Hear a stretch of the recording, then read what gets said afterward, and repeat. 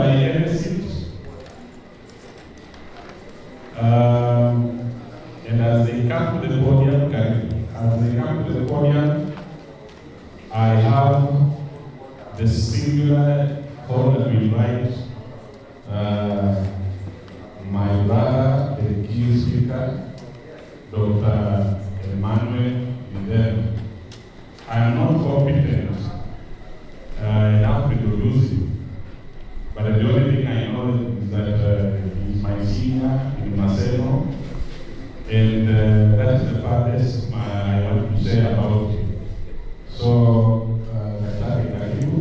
you have a total of 15 minutes to present, and then we shall have the panelists also making their comments, and then we engage in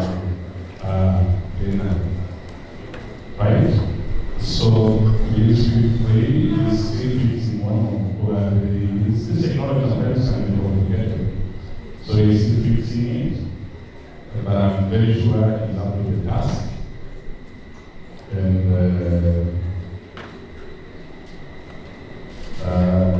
here we go.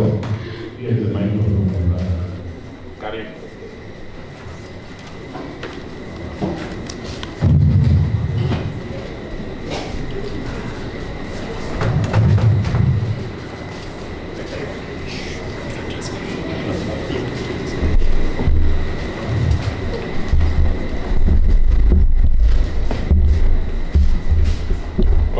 They try to transfer what he's supposed to present. I listened to my brother Boaz present, and he talked about the national, the Kenyan Constitution.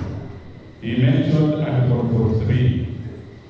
Then he went to mention Article 50. Was it 53? 53. And I thought he was going to mention Article 54. Which he did mention. But Article 54 of the Constitution relates to people with disabilities whom I represent here. And as we take the next break, I encourage you people to read what Article 54 says about people with disabilities. So it's a very important document. I want to encourage all of us to read so that because that is a document that it's an agreement between the citizens and those in power, whom we call the layers. So please ensure that you read. And I want to read Article 45, Article 43, 53, and please remember to read Article 54 of the same Bible, right? I'll give you an example because that is the thing that those lecturers do. So, make sure you read it. Okay, I think you are set. We are trying to fix this technology, so you bear with us.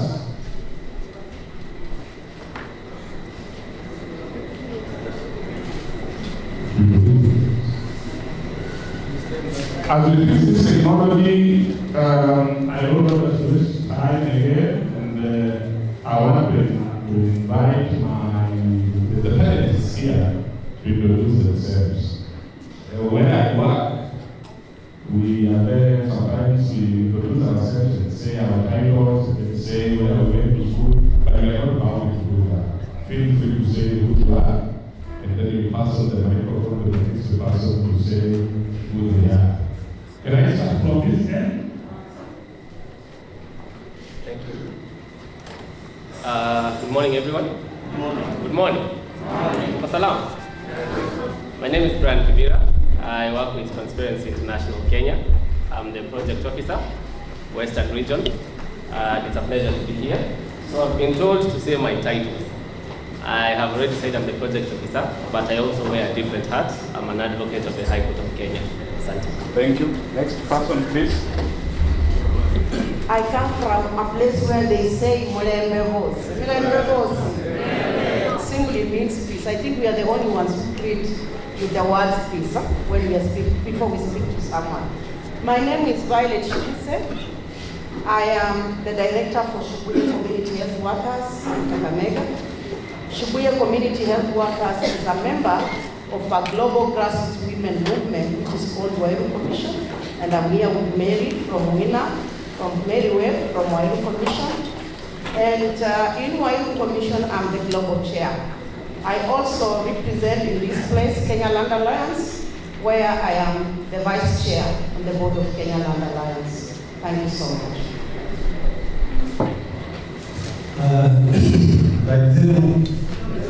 Ule kitu hapo wanasema wakubwa wangu shikamooni, ndugu zangu ama wale marika zangu, hamjambo. Kwa majina naitwa Joshua, sina vitu nyingi, lakini ni Deputy Secretary General wa Pakistan Tenants Association kule Mombasa, kule Pakistan. Pia petitioner ambao tulipeleka petition yetu kule Senate ambayo iliolewa hivi juzi tarehe 2. So nafurahi kuwa hapa na kuwa miongoni wenu pia. Asanteni.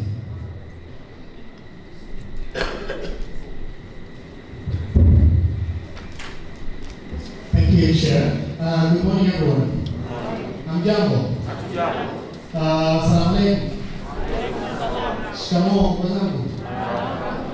My name is Madhu Neme. I don't want to take too much time because quite a bit. We're trying to recover time. I was asked to prepare some presentation for the overall, legal and policy framework on affordable housing.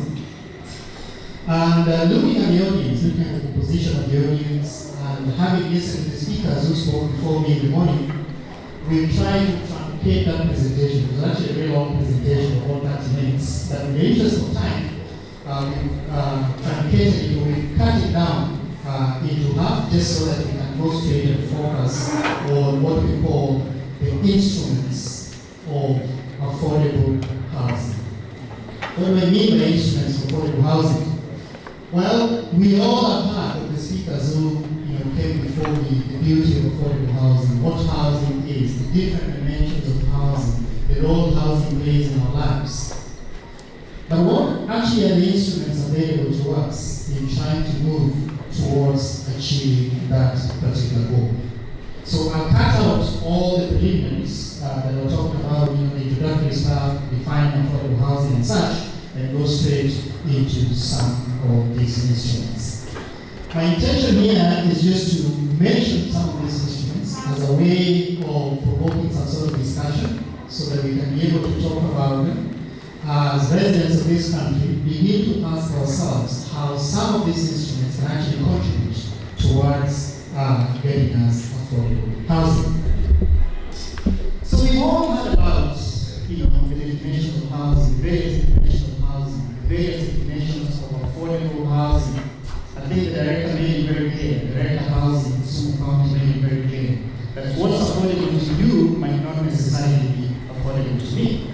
So when we talk about affordable housing, what exactly do we mean? What do we call affordable housing in Swahili? Nyumba za bei nafuu. I don't know whether that translates to capture exactly what I want to know. So what is affordable to one person might not necessarily be affordable to somebody else. So there are very many dimensions of housing that we cover. They come in different types, different sizes, different locations, given the various dimensions of housing. But now straight to the instruments of affordable housing. Now those in public office, particularly in government, who are charged with the responsibility of delivering affordable housing require certain tools, certain instruments to enable them to achieve that task. And I heard us talk about some of them this morning. Now, these instruments are actually the operational tools of public policy. So when you want people in Kisumu, for example, to be able to access affordable housing, what tools are available for us? Basically, there are a number of tools, different typologies of tools. But I'll focus on just 4 different categories of tools, and then we can begin to discuss samples of them and see how applicable they are in our context. Now, we have what we call regulatory tools for public policy. Now, these tools generally prohibit certain behaviors, like example, it could be a tool that plans the performance of certain tasks. They could also empower people to do certain things, or they could actually compel the doing of certain things. Before you build your house, for example, you must submit house building plans. So that particular instrument compels you to do certain things. So regulatory tools are tools to prohibit, empower, or compel the performance of certain tasks. The second category of tools or instruments that we have are what we call economic or fiscal instruments. Now, this usually try to reduce behavior either by giving certain incentives for people to do certain things, or providing disincentives so that people may not be able to do certain things. The third category, or the third type of instruments or tools, are what we call suasive tools or suasive instruments. These are instruments that try to get people to do certain things through persuasion. So you talk to people, advise people, and hope that after that advice, they can then be able to change their behavior. You don't want people to dump their solid waste in the drains, for example. So you carry out a public education campaign that informs people the dangers of doing so, and hope afterwards that people will then cease from depositing their waste in the drains. So that's an example of suasive tools or suasive instruments. And then the last category of instruments are what we call physical or corporal instruments. And these are usually physical in nature. For example, if you don't want people to speed along in Bonita streets, you put up a barrier. You put up a speed bump, for example, to slow people down. If you don't want people to, mess around your Kenyatta sports ground, you provide public toilets so that people, instead of leaving themselves, in the open, can then be able to walk to those toilets and use those facilities. Now, collectively, these instruments are called carrots, sticks, and summons. The carrots are the big sticks that you use to, get people to the line. The carrots are the enticements to give people, to persuade them to do certain things. And the summons are actually the preachings. Don't, relieve yourself in the open, because this probably will lead to, waterborne diseases and so on and so forth. So they are collectively called carrots, sticks, and summons. In the interest of time, I don't want to dwell too much on this. I want to now move on and see what possibilities we have amongst these range of instruments for application in the affordable housing sector. So let us begin with the first category of instruments, which we call regulatory instruments. And we have an outlay of several tools here. Some of them were spoken about this morning. Beginning with the policies that Mr. Waruku spoke about very eloquently. So we have the housing policy, for example, which is a very critical instrument for the achievement of the goal of affordable housing. There are also policies in related fields. We have a land policy in this country. It's currently an ongoing review. Last one we had was done in 2009, just before the Constitution. As we speak, it is under review. So we need to put in place a new housing policy. How do we get to see that concepts of affordable housing go into that particular policy? We have the National Land Use Policy. We have the Urban Development Policy, amongst many other policies that exist out there that we can exploit to our advantage so as to pave the route to affordable housing. Now, below the policies as instruments, we also have what we call acts of parliament. There are a number of these: dealing with housing, dealing with lands, dealing with human settlements, dealing with informal settlements. Not too long ago, about 2 months ago, we just completed the process of developing a national strategy on slum prevention and upgrading. So how do such instruments, together with bylaws enacted by local authorities like the city of Kisumu, like the county of Kisumu, how can we be able to make use of these bylaws, to provide an opportunity for us to develop affordable housing? Below that, of course, we also have regulations, which are actually intended to help domesticate some of these policies, national legislation, and of course, national policies. Then we have what we call land use plans.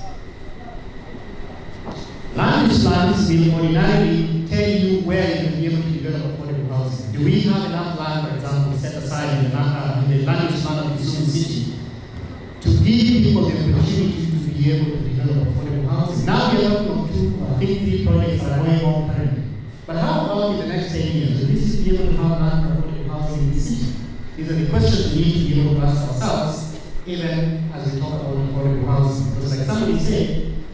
housing is not just four walls and a roof. Housing is a lot more than just that. And we can't just talk about affordable housing today, think about Anderson and Assembly. One, forget about those who are coming after us, those who are coming in the next 10, 20, 30 years. Where will they locate the affordable housing? So that can only be done in a land use plan. We also have what we call building codes, which basically is sort of a line that controls what you can be able to build where and when within the city. The current building code that we have is quite old. Like the director will tell you, we've seen in operation since the late 60s. There is need to review that to reflect the practical realities that we're currently dealing with in our context. And then we have subdivision standards, for example, that say you cannot divide your plot of land to below, let's say, 40%. If you really talk about affordable housing, then the standards employing a lender need not necessarily be the same standards employing in mind. So again, these are tools or instruments that we must begin to ask ourselves about very, very critically if at all we are going to achieve affordable housing. Can we be able to adopt what we call appropriate standards that allows everybody to act their own locality? Somebody in Okunda need not necessarily meet the same standards that we have in Milimani if you're going to talk about affordable housing really. Then of course, there are things such as statutory reduction. We all know about the debate about the housing, which is a legal instrument that says you must be able to contribute this much to a particular entity to enable us affordable housing. The question is, are these different tools working for us? That's a question I need to. The second category of tools are what I call fiscal or economic instruments, which seek to guide us towards affordable housing by providing incentives for us to be able to do certain things, or these incentives dissuade us from doing certain things. And here there are again a number of tools that we can make use of as a city, as a county, as a national government. For example, is it possible that we can be able to avail land for those willing to take part in affordable housing development? And I heard the director talk about this morning when he said, if you're an investor, you're sitting here and you're interested in developing affordable housing, please come forward, partner with us. We'll be able to provide the land, and then you go ahead and put up a building. There are what we call tax holidays. Can you give tax incentives, for example, if I have my own land and I'd like to put up affordable housing? Is the government capable of giving me tax holidays to allow me to develop that over a given period of time? There are also other instruments, including what we call caveats on housing sales, especially for beneficiaries of affordable housing. If we were to develop affordable housing for real, I have some figures mentioned this morning, including 1.9 something. If you were to be subsidized to obtain that house, let's say at a figure of 1 million, would it be fair for you to, let's say after 1 year, sell that house at a figure of 5 million and move out? That's a question that is open. So in moratoria, for example, we can devise a mechanism where those who benefit from such a scheme and are able to acquire such housing and such affordable rates are compelled to hold on to that housing, that piece of land for a given period of time before they can be able to sell it. So for example, you can put a moratorium period of let's say 5 years. You cannot sell your land or your housing up to a period of 5 years. There can also be incentives for renting by the building home ownership. So if you're renting to own, for example, there could be certain incentives provided to you to enable you or to facilitate the process of selling with the aim of getting to own that particular housing over a given period of time. Another instrument is the use of innovative landholding models such as the community land trust. The community land trust is a model of landholding where land and the housing development of that land are actually separated and considered two different things. So land is owned jointly by a given community, whereas individuals can be able to develop their own private housing on that piece of land. If at one point you want to sell your house and move out, then the community or the trust has what we call the first right of refusal. So the first person you sell to is the community who will then sell it on to somebody else who is a member of that particular community. Again, the question I keep asking myself, are these tools or instruments working for us in Kenya today? Are we even aware that we have access to these instruments? The third category of instruments that I talked about are what I call the suasive instruments. And you remember the definition I gave is that suasive instruments are intended at shaping people's behavior through, conversation, talking to them, getting to convince people to stop doing certain things, or getting to convince people to begin doing certain things that they would otherwise not do. And here, examples include alternative dispute resolution when it comes to matters of housing and land, or what the judiciary now calls the alternative justice systems. So that instead of taking a land matter to court and having it drag for 10 or 20 years, you're able to have it resolved through alternative mechanisms.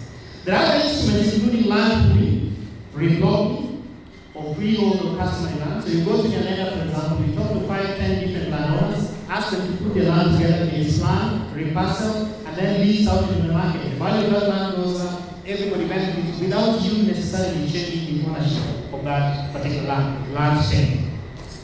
There are what we call primogeniture rules, where, for example, instead of subdividing land, if you're an old man who has 5 sons, and then at some point you have to, give out this land to your sons, instead of having this land divided into 5 different pieces, which become an economical at some point, the land is retained in whole, but then the sons only begin to own shares in that piece of land. And of course, I've already talked about community land trusts. There are also campaigns that can be done to let people change their cultural attachments to land, so that instead of subdividing land, we can then begin to hold land collectively in shares, for example. The question again I ask is whether we are aware of the existence of these instruments, and if at all we are, whether they are actually working for us, not just here in Kisumu, but across the country in entirety. The last category of instruments that I talked about are what I call the physical or corporal instruments. And again, there are quite a number of them. If you're going to achieve affordable housing, the question of the size of that particular housing matters. The material you can use to build that house matters. The location of that house matters. The amount of time, the period of time you require to be able to put up that house matters. Because you wouldn't expect a poor household to be able to build their house, let's say, in 6 months. It might take them 5 years or even 10. So that phased consolidation process becomes important. Again, there are a number of instruments available here, including the plot sizes. Vertical densification, so that instead of people expanding horizontally, they are able to expand vertically. So you have 3-4 floors, instead of having 50 by 100, you have 20 by 40, and then you can be able to expand outwards. The question of appropriate sensitive standards, what we call adoptive bylaws. The existing rule, for example, now is that you cannot have a street which is less than 9 meters in width within town, in Kisumu, for example. But how would that apply in a typical informal settlement dead spaces of criminal? Is it possible to adopt standards that instead of streets, for example, typical streets, you allow footpaths that are, let's say, 3 meters wide? These are some of the issues we talk about. The location of siting of low-income housing is also critical. Because housing is not just a structure. It has to be close enough to services, it has to be close enough to job opportunities. So if today you were to provide affordable housing for residents of Kisumu, and that affordable housing is located in Chiga, chances are that very few people will benefit from it. Because going to Chiga means losing your job at industrial area. So the location or the siting of that particular affordable housing, again, becomes a critical tool to think about when we are talking about affordable housing. Appropriate building materials. Is it possible for you to be able to build your house within Kisumu City, for example, using, let's say, compressed soil blocks? Is it possible for you to do a timber house, for example, within town? Or must you just use, very expensive stone that comes from, Kedoa or Narok or whatever? These are the kind of discussions that we talked about as a possibility of actually getting to deliver affordable housing to people.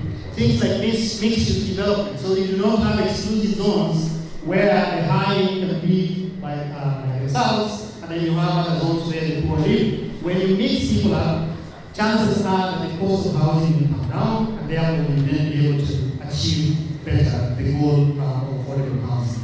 Again, there are a number of tools here. These are just examples. The question I'm asking is whether these tools are available to us, and if at all they are, whether they actually are working for us. In the interest of time, like I said, I made a very long presentation, but I will share the entirety of that presentation presentation with you later on, so that you can be able to go through it and see for yourself what you think is feasible and what can work in our context.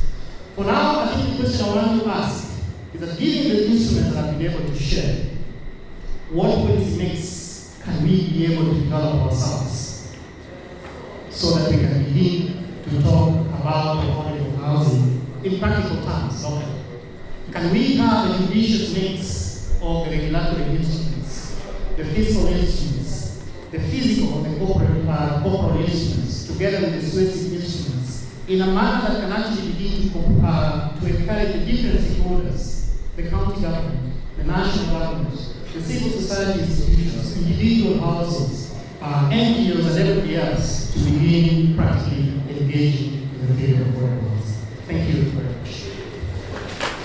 Let's clap for him.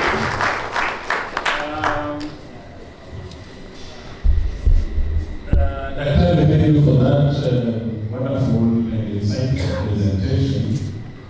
Now I want to give a chance to the panelists, and I'll start from my extreme right. But as they prepare themselves, as Dr. was presenting, a number of questions were running in my mind. One is this confusion that is created by increased semantics, affordable housing. In my understanding, what is affordable to one is not affordable to me. So, what is the position? How do we get to a place where we say this is affordable housing and it's affordable to who? That is one of the issues that was running in my mind. The other thing is there was a running question. Do they work for us? Again, for us is a relative term. For us meaning what? For me, does it work for us as people with disabilities? That would be another dimension of looking at it. Does it work for us as women? That would be another dimension. Does it work for us as people who live in certain environments?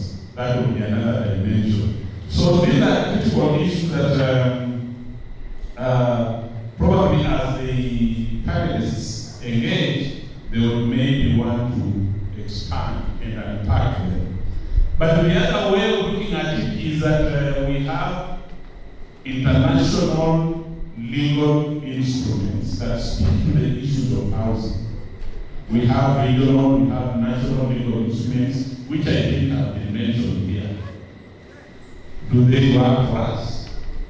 Are they aligned to our way of doing things? So these are some of the issues that I was just thinking about. So I want to allow the panelists to make their comments.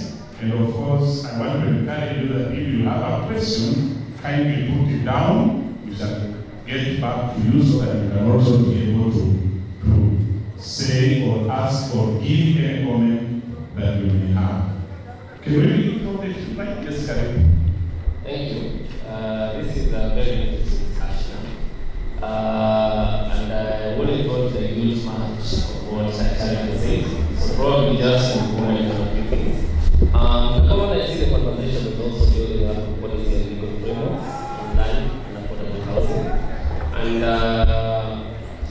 it is common knowledge at this point that all of us are, or rather our constitution, through Article 43, has given us the right to accessible and adequate housing. So, the right to accessible and adequate housing. We are talking about affordable housing. In as much as these houses are affordable, are they also accessible? On the issue of being adequate, I had the secretary to the Ministry of Lands, and he was saying that in Kisumu we have a population of 71,000. But when you see the affordable housing units that are coming up, they do not really match the population. So again, we are caught up in a conundrum. Now, as Mr. Boaz also said earlier in the morning, the right to affordable housing also has very various rights that go with it, including the right to property, the right to privacy, and many other rights. Now, in accordance or in accompaniment to these rights and the Constitution, there are also international legislation that are spoken to rights to housing. And the most common one is the Universal Declaration of Human Rights, which provides that every person has a right to a standard of living that is adequate. And you find that when they're talking about standards of living, they also talk about health and the well-being of the person, including food, housing, clothing, and medical care. And when you see the wording of the international instruments, you find that housing is also put in the same level as food, clothing, and medical care. So these not only say that it is something that should be implemented with an immediate result, but it is something that is actually needed and should have been done a long time ago. It's only good that this conversation is coming up right now, but these are conversations that should have been there from the start. There are many other instruments that I wouldn't want to go through. There is the International Covenant on Economic and Social Rights, which has 145 million parties.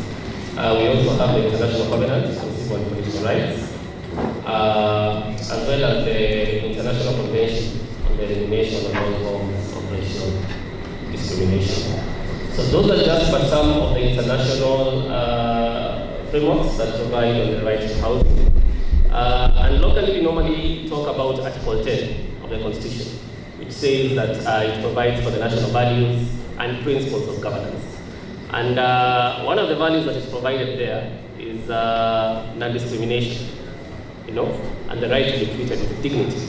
And this is a conversation that is continuing to happen. That in as much as we are continuing to build on the topic of affordable housing, then how do we go about it?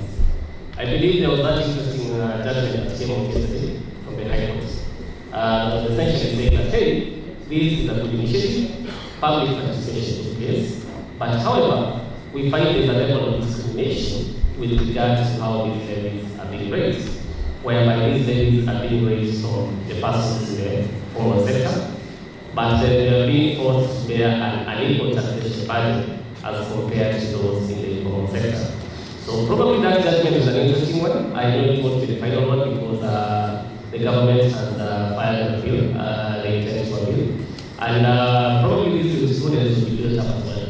But probably it also introduces a conversation that even as we seek to realize this right of affordable housing, then how do we go about it? The judges were also clear that there was no framework with regards to which how this levies was implemented and which funds was put in place. So also even as we discuss about affordable housing, then how do we help the government go about it?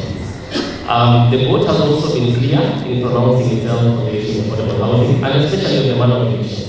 I know my colleague here comes from Boston, and I have had the pleasure of meeting with some civil society colleagues that believe to involve their interest that. And there is also the issue of forced evictions, with regards to affordable housing. How do we go about it? Unfortunately for these, most of the jurisprudence that we have from this legal side comes from laws, and the most famous case is that of the electoral case, whereby the courts reinforced that there needs to be various measures that are put in place, even when electing people. Probably just, I know I'm short of time, but allow me to speak on one more thing. In Kenya, unfortunately, we do not have very clear mechanisms when it comes to elections. And probably moving forward, probably that is one area that we should tackle. Because right now we're looking at international legislation, most of them the UN guidelines on elections that seem to give us guidance as to how to go about elections. I know there have been amendments to the Act that seem to provide adequate notice given to the people who are being elected. But other than that, we also need to have clear frameworks in place that provide us with the process of eviction, even as we continue to see affordable housing in the country. Thank you so much. Thank you so much. Thank you so much. Before we get to Shifute, I have seen Wakili Joshua Nyamori. I want to recognize his presence and kindly request that he will join us also to be part of this panel. As he comes, I want to allow Shifute to say something. And please, let's strictly take 5 minutes because of ladies 5. If you can read 5, I will appreciate it. Thank you. Thank you so much. I'm so happy to be participating in this meeting, and I want to say that this meeting is coming after a very important meeting that happened last week in Ethiopia between 21st to 25th, which was the African Land Policy Conference. And one of the things, because I like the moderator, what you say, that when we are speaking for whom? When we are talking about affordable, when we are talking about housing, whom are we focusing on? Because we have different people, we have different groups that we really need to focus. So I'm going to bring this conversation in the lens of women. First of all, I want us to know that in designing the Sustainable Development Goals, the issue of land and housing was actually looked at as in the gender lens of if women access land and housing, that is one way that they are going to realize their rights to gender equality and women empowerment. This would also enable them to be able to deal with their day-to-day life, which includes shelter, and we know why shelter actually really matters most for women, because usually when you are talking about women, you are also talking about children. We also know the needs of women. I would have really wished to speak this in Swahili so that the grandmothers I'm seeing here or the women can be able to hear, because we don't want to lose any group in this discussion. Mambo kuhusu nyumba na mashamba ni jambo la muhimu sana kwetu sisi akina mama na watoto, kwa sababu akina mama wakati mwingi tunahitaji shamba ili tuweze kuwa na chakula kwa nyumba yetu kama na pia tuwe na shelter. Na wakati tunaongea kuhusu nyumba, tunaona nyumba kama mahali ambapo tunalelea watoto wetu, mahali ambapo tunakusanyika sisi wenyewe kama wamama kuweza kudili na challenges zile zinatusumbua kila siku. Na jambo nataka kuuliza, kwa mfano tukiangalia hapa Kisumu, wamama wengi wale wako hapa Kisumu ni wamama ambao walikuja hapa Kisumu kwa sababu ya kutafuta vile wanaweza kujimudu maisha yao. Ukienda Kibuye Market Jumapili, mahali mimi hutembelea sana, utaona wakina mama wengi sana ambao wako soko wanafanya biashara ili waweze kusomesha watoto wao, wapate mkate wao wa kila siku, na hata wasaidie jamii zao nyumbani. Na hawa si wamama wale tu wamezaliwa hapa Kisumu. Pia kuna wamama wengine ambao wametoka sehemu ya mbali na wamekuja kufanya kazi ya biashara Kisumu. Na tukifuatilia hawa mama tunaangalia ni wapi hawa mama wanaishi. Hawa mama mara nyingi wanaishi Ubunga Estate, wanaishi Manyata, wanaishi Nyalega, na tunajua conditions ambazo ziko kwa hizi area. Kwa hivyo wakati tunaongea kuhusu mambo ya housing, ni vyema tuanze kutazamia mahali ambapo hawa mama wanaishi, jinsi wanaishi, na haswa tunaelewa hata mambo ya sanitation kwa hizi area. And why sanitation is very important kwa wamama. Nikisema sanitation wamama, nasema choo kwa hizo area ambapo wamama wanaishi. Nimeona mara nyingi research ikionyesha mahali mama anaishi na mahali ambapo inatakana aende hata choo usiku kwa hizi areas ambazo nyingi ziko na criminals, kwa sababu tunaishi na watu wengi. So tukiangalia swala la nyumba, tusione nyumba tu, tuone nyumba na tuone choo, tuone mazingira, environment ile wamama wanaishi ndani, na ni nini wamama wanachangia, kwa sababu hao wamama kila siku ndio wa kwanza kuamka kwenda sokoni. Nataka pia kurudi kwa mambo ambayo tuliona wakati wa COVID-19. Nitaongea kwa 1 minute imebaki. Kwa COVID-19 tuliona vile wamama wengi sana walibomolewa biashara kwa sababu mahali ambapo wanafanyia soko, na wengi wakabomolewa hata manyumba, na wakati huo ilikuwa lockdown, ili mahali ambapo wamama na watoto ilitakana wawe na mahali pa kuishi. So wakati tunaongea kuhusu hizi policies, ni vyema tujue tunashirikisha namna gani wamama, kwa sababu tuko na county government policy on citizen participation. How do we ensure that women are participating in making policies and even developing the blueprints that enable them to have housing and what is affordable. When we are talking about affordable, what is affordable for a woman who is doing business in Kibuye, who is in the Marikiti market? Thank you so much. Thank you so much. Thank you so much. Karibu, my brother John Zuma. You have 5 minutes before we engage Wakili. 5 minutes, please. Shukrani.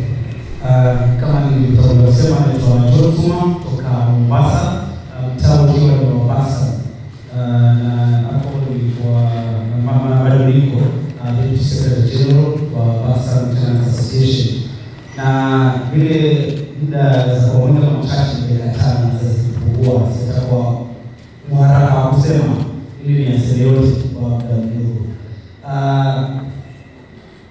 Baksani ni kesi ambayo ilikuwa sio nzuri vile, manake familia nyingi zilifurushwa kwa siku moja, na pale tulikuwa kama watu 522, na hii ilikuwa imepangwa vizuri kimaua, wazungu husema kama rose flower, yani unaonyesha vitu vizuri, umetoa vitu vizuri, nyinyi tu ndio shida wenu mwakataa, lakini ilikuwa ni hali ya soka kukataa, lakini kwa kujua kiundani ni nini ile ambayo inaletwa hapa, na kama tutatolewa ni mikakati gani ambayo inawekwa ama iko ya sisi kuweza kurejea pale. Lakini sasa hawa wazetu ambao walikuwa ni gavana siku hiyo kina Joho na wawekezaji ambao Mheshimiwa Sema Shaba walikuwa wakikuja kuelezea nyuma majengewa ile rent ambayo tutakuwa mnalipa sasa hiyo tutakuwa kirudi tutaenda kulipa, maana pale unaona nyumba kama chumba kuna lipa 3,700, bedroom moja kwa lipa 2,800. So kwa wengine kuna zikijengwa nzuri tutakuwa na lift, tutakuwa na nini, unasema mbona pale kwa kitambo mtumba sio mpya ubaya, maana yake ndio hiyo kwa kutumia sana. So wakakomisi mashine wetu baba zetu wengine hapo, lakini sisi wengi kwa hatutaki, maana yake kwa tuone ni vipi watu hii settlement action plan ni vipi itakuwa implemented, walitoa ni vipi, wanaweka kama taifa allowance ya kule nje 12 months, alafu zikiisha utarejea pale, lakini nikakata kwamba kuna vipi kwa haelezei. Mimi kienda mbele zaidi ni kwamba wakati ulikuja tukafurushwa kilazima sasa, na tutafurushwa kilazima ikakuwa sasa ni kushindana nao, ikakuwa nao sasa wamekina ada kidogo pale juu, walikuwa wamehitaji deposit ya 60,000. Tukitoka pale tuanza kuuliza sasa tukudi vipi, ikakuwa kwamba kwa mwaka mmoja kulipeni unit ambayo umechagua. Kama uko umechagua 2 bedroom na ilikuwa na cost 3 million, walikuwa within 1 year umeweza kulipa. Hasa washindo wewe kwa ni 3,700. Sasa hivi unaambiwa ulipe nyumba hiyo within 1 year 3 million. Sasa itakuwa kama ni gharama 250,000 kila mwezi unalipa na nyumba hiyo kwa yako. Sasa sisi nyumba zetu zimekuwa za mamwenyeji, na huko nje wanasema ni affordable housing. Alafu sasa hapo tena wanapiga tatu nyingine wakija hapa sema tutabaksana na regea kuficha yale mambo yao, lakini tukienda kwa suma hivyo tutasema mpaka Senate. Tashukuru Senate pia za judgment yao juzi, na ile za kusaidia Baksani, na ile za kuweka mikakati ya kwamba nao kuna hizi allocation ya county ambao ni 194 ambao sasa Baksani kwa 592 tupatiwe ile allocation ya county, alafu kama tabakia kwa 336 wapatiwe alisile phase 2. Lakini ukiangalia katika findings za Senate wanasema kwamba hatutaki kile kitendo ambacho kimetendeka Baksani kirejelewe sehemu nyingine yote hapa Kenya, na vile hatungelipenda kwamba yani kuwe kuna ufiche fulani katika hii kandarasi za joint venture ama hizi private public partnerships ambazo zinaendelea. Manake sana zaidi naona kama ni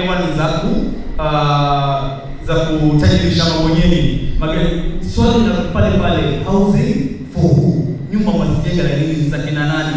Manake ile mtu pale chini ambao mnajasema kwamba kulikuwa na housing deficit, ndio maana majengezi nyumba hamna data yake, hamchukui data yake, hamfuati yeye, muongea kwenye nyumba za jengo hapa, tunataka uje uingie hapa. Wanachukua watu, waje chukua zile nyumba, wazigeuze kibiashara, either apartments ama B&Bs. Na ukiangalia ile rate ambazo zinajengwa pale ni zile za kuogofya. Ya kwamba sasa nyumba zimejengwa na nasikia huko Bakstani, sasa si rate ya 3700 ama 6000 kama walivyokuwa kutangaza, sasa unasikia ni 40000 ama 45000. Sasa unashindwa wewe, ulikuwa umetoka pale, ule unapotoka tupishe tujenge nyumba zaidi ili pia mwingine awe bahati ya kuona unit pale Bakstani. Lakini kwa kwamba naomba tumalizie hapo kwa sawa. So, thank you so much. One of the questions we've been grappling with here is, do these policies, do these laws work for us?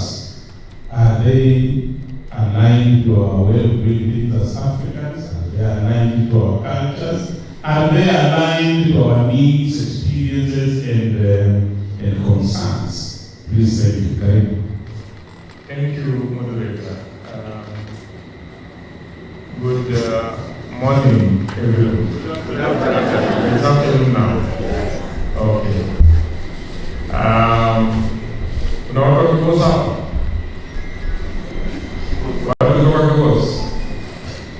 unaenda kwenye kutaka kibosi community yako. Kibosi community. Hakuna. Okay. I asked that because that's a typical example of a community that has been rendered houseless. My name is Joshua Nyamori. I'm a resident of this town. I grew up here, I went to school here, I live here. I've been in the civil society here for many years.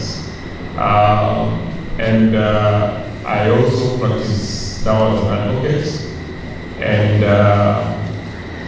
recently, I was appointed to the board of the National Housing Corporation, which is one of the duty bearers in provision of housing, and therefore has a role to play in affordable housing. So therefore, I have an interest here. I support Kibos because, as all of you may know, Kibos Nubia community was rendered homeless when government demolished their housing, purportedly the Kenya Railways.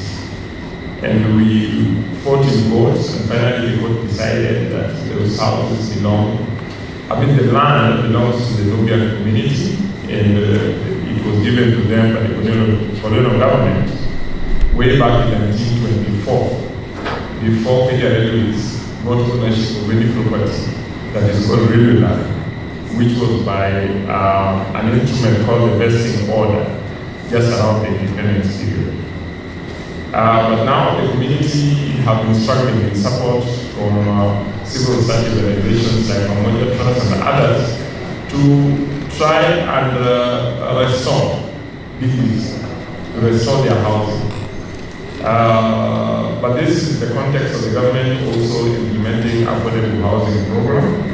And therefore, the reason why I raised that is one of the questions that we should be asking ourselves is that even as affordable housing program is going on around the country, and I know that there are programs and projects in Kisumu, how responsive are those projects to the needy people like that minority group that has been rendered homeless? I think that is a question that the civil society should ask itself.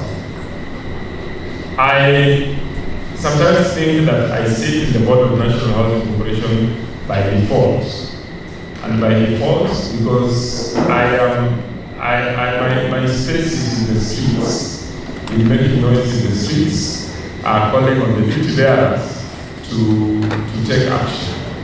But now I find myself in a boardroom that has to make decisions on provision of these rights. And so sometimes I am torn apart whether to be an activist or whether to be government. And so if you see that conflict in what I'm saying, please understand me. I see Chairman was laughing at me. I know we have had these discussions with him and appeal. Sometimes when I am not clear about what stand to take about same issues, I look at them. What am I raising? That the Constitution at Article 43 requires that the government should provide housing, whether directly or by facilitating individuals or private sector to provide housing.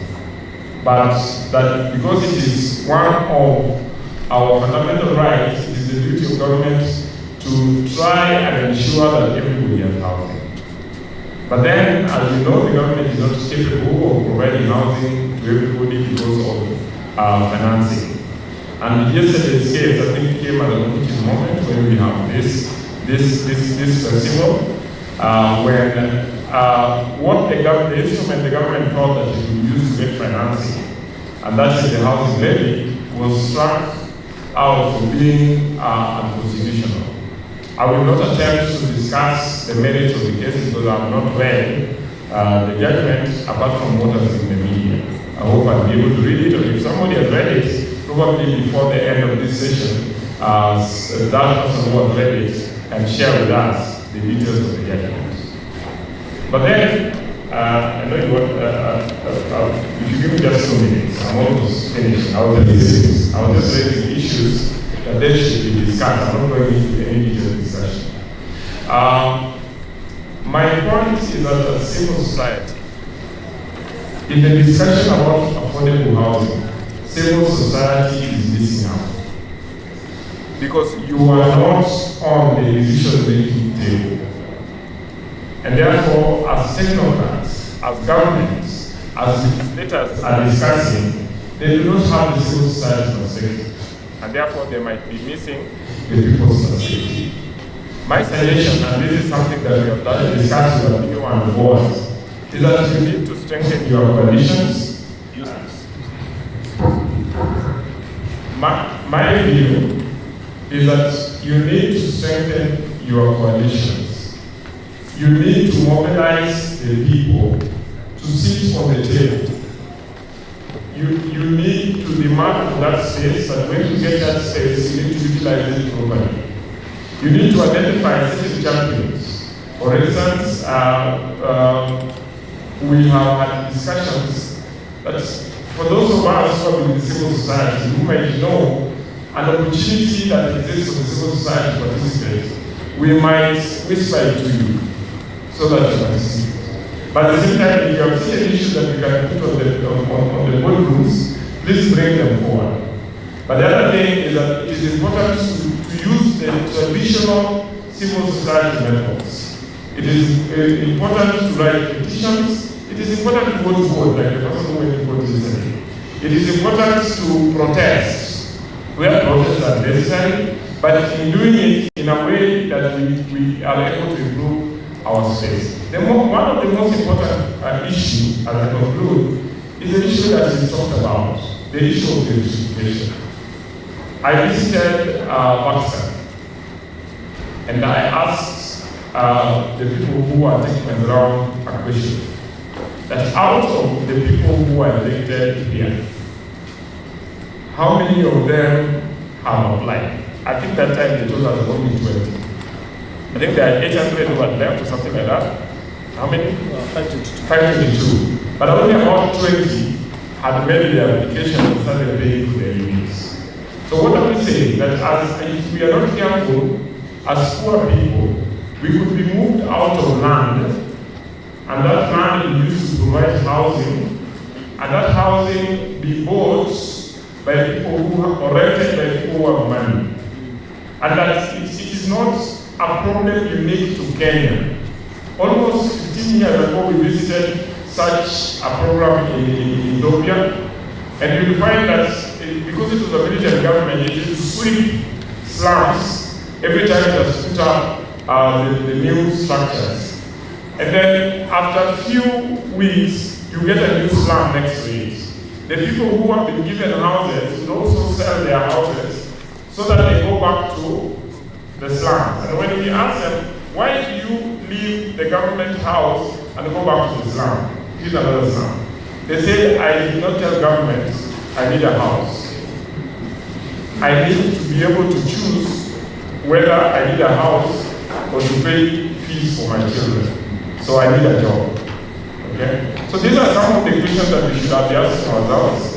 And then in the whole process, be able to make inputs that can create our space, but can also improve policy and can also hold the policy makers and the implementers to account. I am not sure that the civil society is doing enough to do that.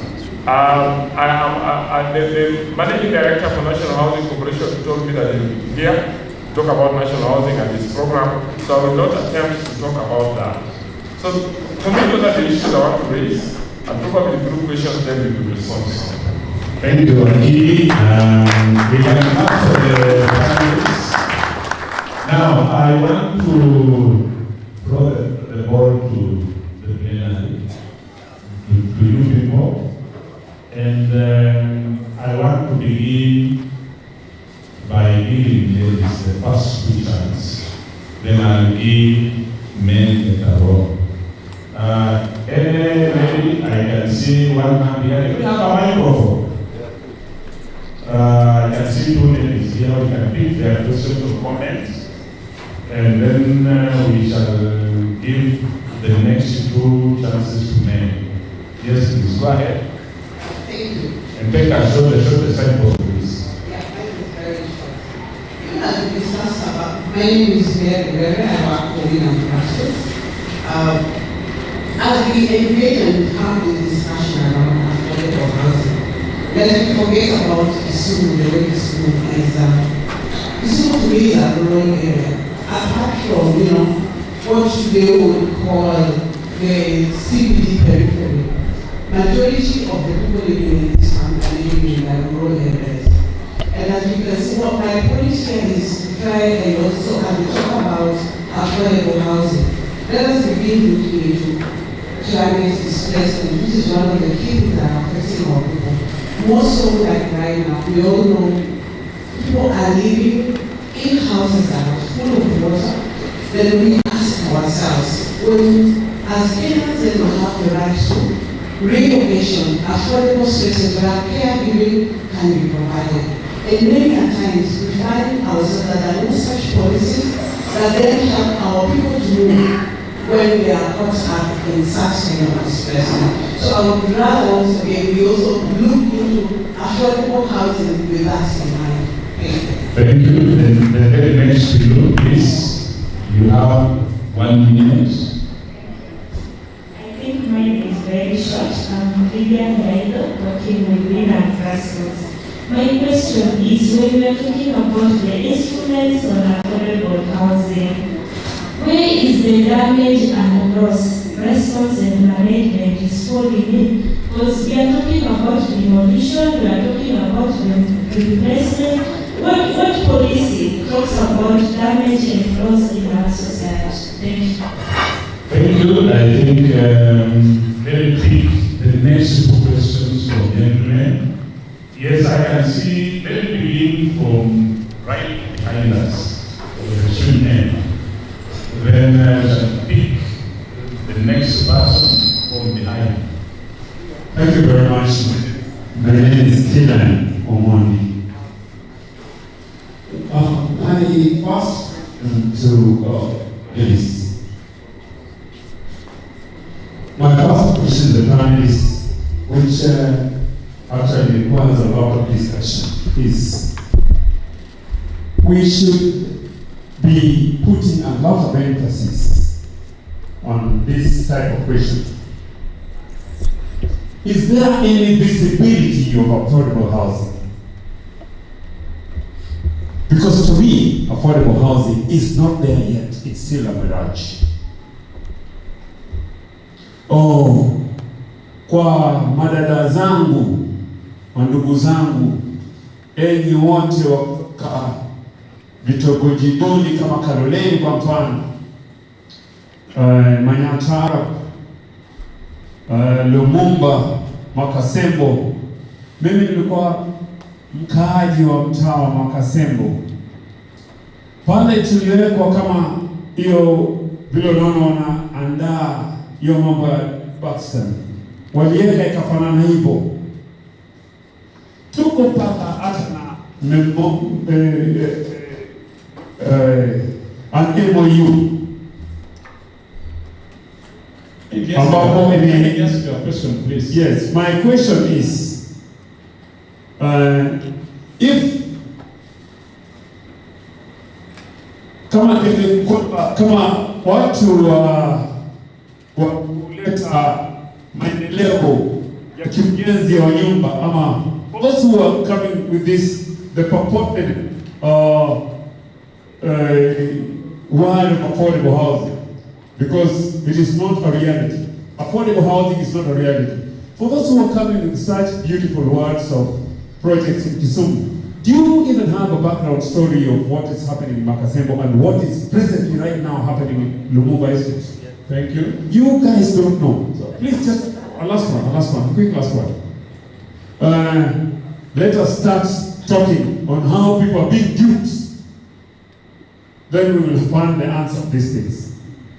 Thank you so much. I want to request the panelists to respond to those questions. The first one was a comment. You don't have questions to respond to. You have 1 minute each to respond to if you have a response. Let me begin with Wakili and go to the extreme end. Yeah, on the issue of climate displacement, I think it's a reality, and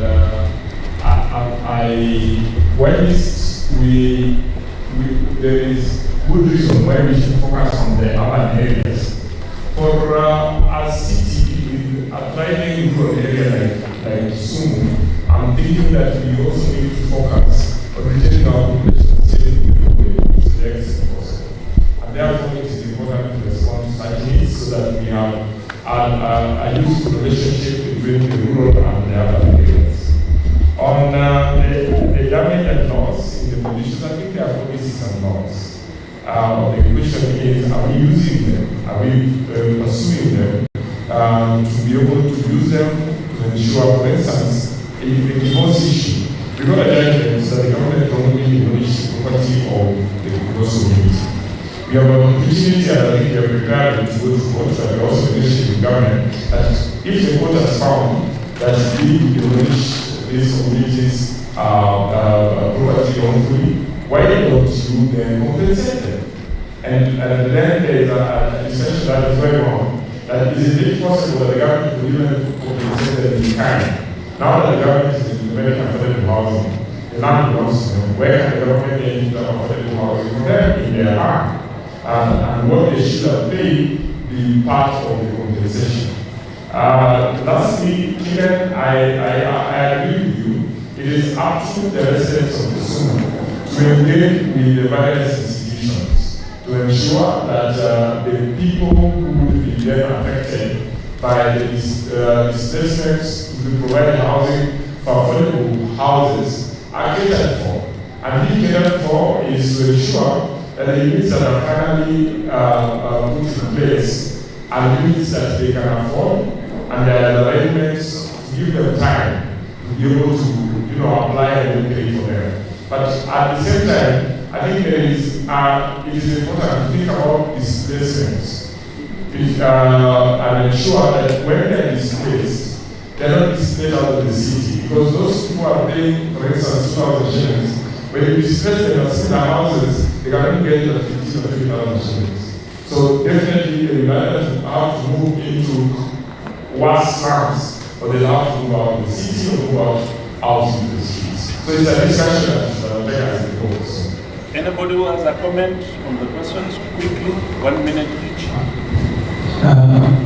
Maybe mine would be the ones for Makasembo, but remember, I don't know if you guys had some implementations before being completed, because a lot of these projects normally go into benefit sana the developer. So if you're not keen, I'm going to shout out and out. So kuna request for proposals, plans for development, return action plan.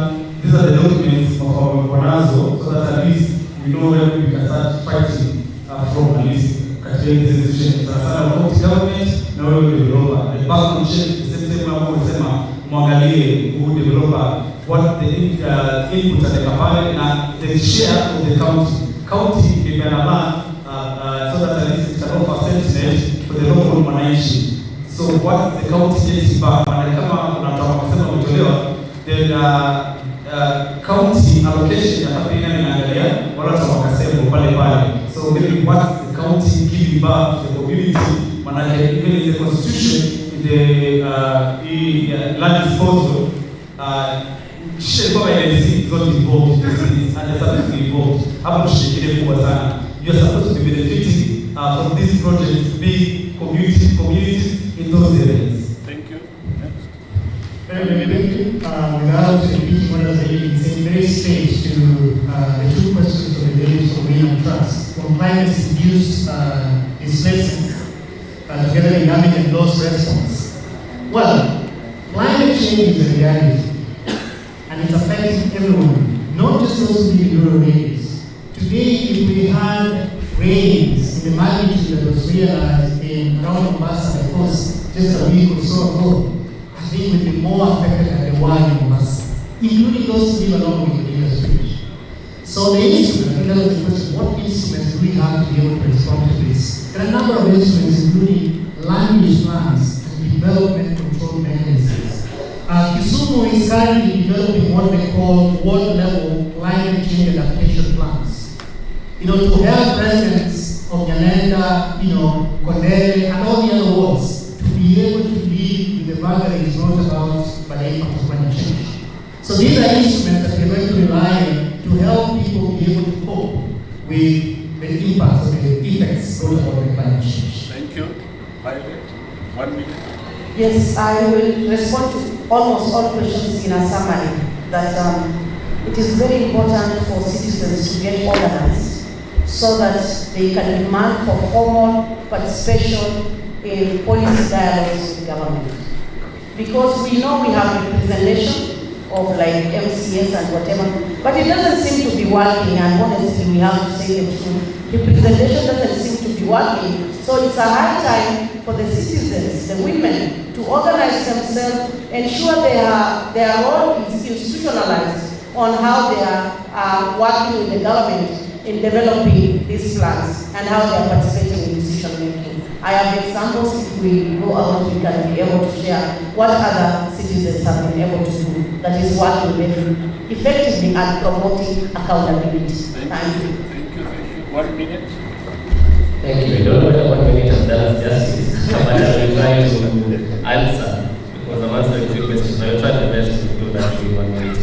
On climate displacement, as well as damages and loss, yes, unfortunately it is happening. I believe as the instruments that are in place, I believe we have the land use instruments. They can be able to help us with that, as well as also climate change responses. On damages and loss, I believe that, of course, there have to be evictions that have to be done, and in the process, there most probably will be damages that are resulted into. And the question is only if there is enough awareness for the people who are affected to actually come together and come to us as even CSOs, so that we can be able to also help them realize their rights.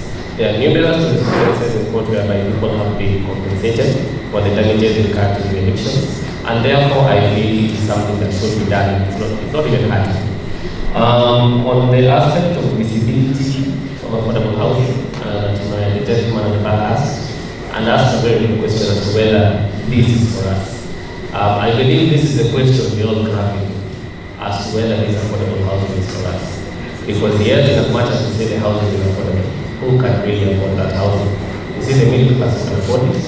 The people who are displaced in living slums, can they afford those houses as much as we are saying we're building for them? So that is also something that, as what we are saying, it happened in Ethiopia, And it's also something that we need to have a conversation about and see how we go about it. Thank you. Are you able to give us directions or we can pick one question? Okay. I saw, I picked this question and I saw that hand in the initial first. So I'll pick this two and then we can pick the next set. Please let's have our microphone here. Let's begin from here and then we can pick the conversation. Thank you very much. My name is John Samuel. I work for Permanent Child Foundation. I'm the Kisumu County Child Rights Network Chair, and also come in as a coach and a mentor for this organization. Now, straight to the point, it's on one. I would wish from this particular festival, can we leave here with a very clear, I find and a standardized description or a definition of affordable, because to me that is the denominator. So I'm requesting the panelists together with all of us. Number two, housing has a lot to do with land, and when you look at Article 60 of our Constitution, where it talks about the land, equitable and access to land. I want to say housing cannot exist without land, and land is equally a contentious issue.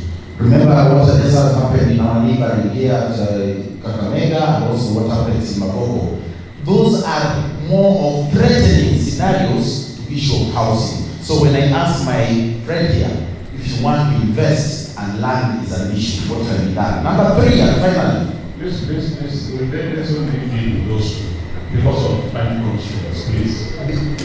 This one is just a second. Please, as county government, I looked at the CIDP, they told us what is being done. The allocation, when you look at 2018 to 2022, what was allocated and what was spent, vis-a-vis now the current allocation, it doesn't really justify or it doesn't really show that the county is so committed to housing. What is happening? Thank you, I rest my case. Please, that's one question. Just ask one question, we need to end this. Yes, thank you. I know we are having constraint of time, so I'll try my best to just be as possible. Just from the official opening to keynote addresses, and now that we are looking at land and legal framework on housing, first of all, I'm very grateful for the organizers, because for sure, the only place where success comes before work is only in dictionary. So it means for us to be here, there must have been done something. And straight to my point is that I also acknowledge Mr. Nyamori's observation that the civil society organization is not involved in the entire exercise of this affordable housing. Why? Because I could even remember from the keynote address from the cabinet secretary, they emphasized the essence of community-led intervention that they deserve. Vis-a-vis also Fred Onyango from the county government emphasizing on their focus on social housing. But my question now is, you realize that we, because I'm here as Benedict Wasonga representing Nile Community Social Housing Program, we have reached more often to county government with proposal on how to implement a program without social housing acceleration. Kindly ask your question. Yes. Just ask, go straight to the question. Yes, that's where I'm going to. So, to what extent, what should we do to win the attention of the county government towards implementation of social housing? Why I'm saying this is because we have to be realistic about our context. Your question is already home and dry. Okay. So I want to ask Wakili Nyamori to respond in Violet. The rest of us can interact with us during either lunchtime or when we join when we join new people. So Wakili, 1 minute please, if you can. And then Violet can also respond. The rest of us, I think we can interact with the rest of you. I think the definition of affordable housing is basically housing that can be accessed by those whose income are below the median rate, below the average rates.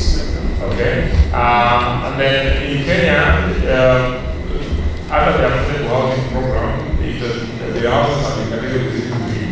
There's the social housing, affordable housing, and then the market housing. So that the social housing will provide for the very poor who are not capable of paying much. They will continue paying what they should be paying. Affordable housing should be reasonable that people with low income can pay. And then media and market should provide for those who are able to access mortgage from banks to also be able to access their houses. And then the land issue, I think, is a critical issue. Unless, and this is an elephant in the house, unless we are able to sort out the land problem, the poor will never have own housing. So it is important that we focus. Today, I was traveling from Kisumu, from Nairobi, the person was next to me, somebody we are working on pursuit of public land stolen by people in Kisumu. I think it is important that we focus on that so that we can free public land. So, because even as we are evicting, the poor, to be able to put up houses that sometimes they will never afford, there are public land all over Kisumu that are in private hands that could actually be used to put up affordable housing. So those are things we should explore. And let's see as an involvement, I think that was a comment. You have an opportunity and that you are able to get involved to ensure that the people that you work with are able to access these houses. Thank you. Violet? 1 minute. So, affordable is actually viable, which means that poor people should be able to pay. That is what affordability means. And it has to be inclusive. So you are looking at women from a different perspective in what affordability means for women, of that kind of group that lives there, the youth, people enabled differently. And it should also be able to be a place where people can access basic service delivery. Because you can look at affordability, but then you make things impossible for even the poor people to access school, to access hospital. So you are still increasing the cost. So affordable has to be defined from these three pillars. Thank you. Thank you. The panel and the rest of us have done well. We'll begin on both. Thank you so much. I want to invite the next group. Where is Appeal? I think the next group. Yes, I want to thank you. You can get through our seats. The next group. Felix, are you the one in charge? Appeal, you need to guide us. He's coming, please guide us. The next team look at the program. The next team is Innovation Research Technology, led by my brother friends. Yes, I think I am in order. Innovation Research Technology? No, that is not, it's you, Fred.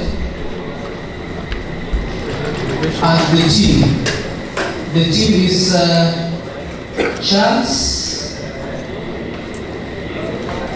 from Habitat for Humanity,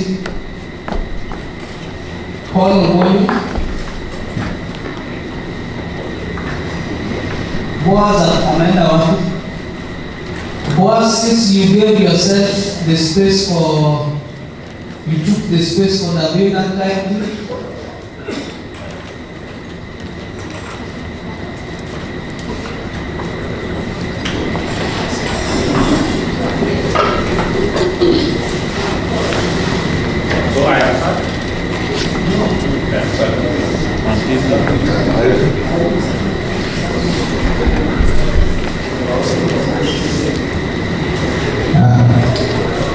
Was you need to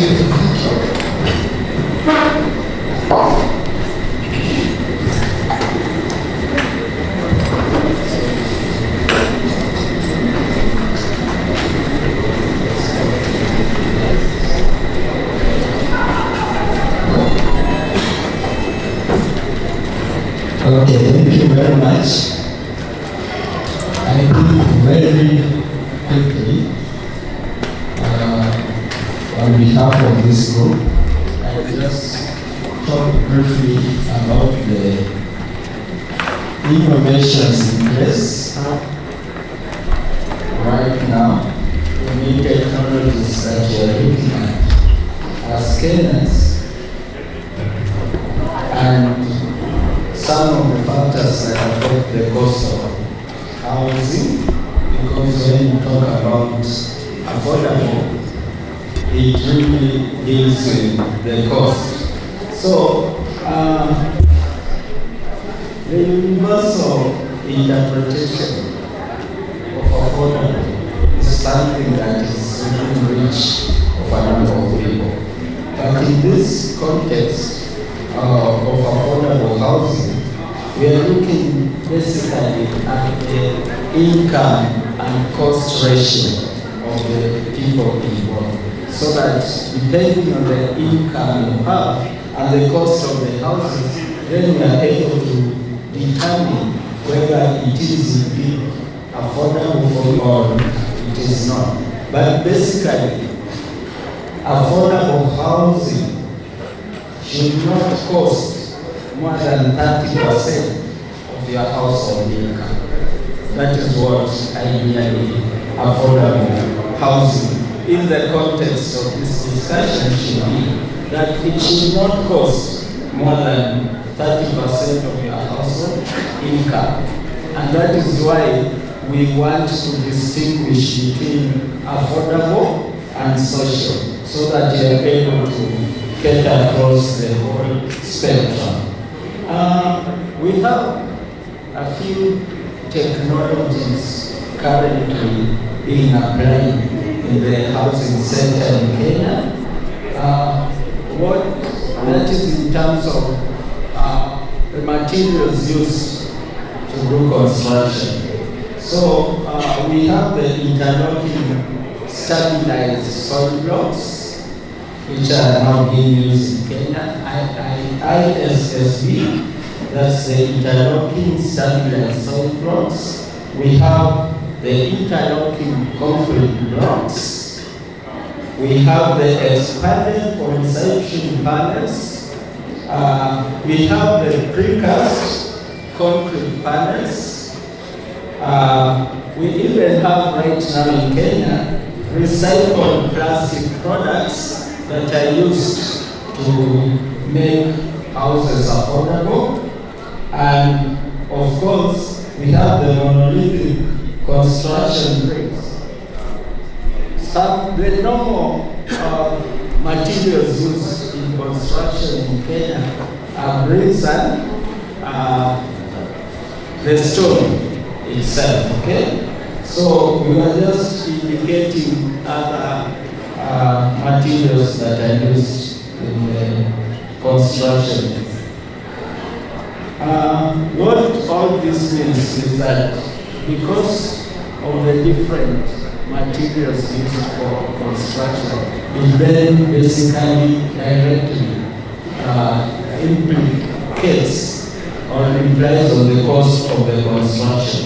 Other factors that affect the cost of construction include the location in which you are going to do the housing, whether it's within the city, the urban area, the peri-urban area, or the local areas.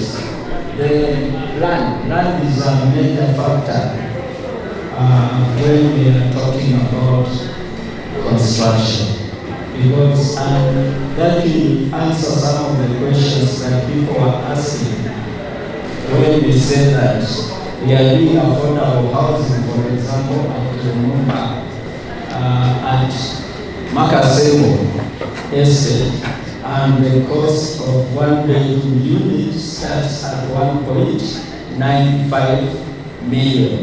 You know that construction is constructed on land that is right in the middle of town, and we have a basic or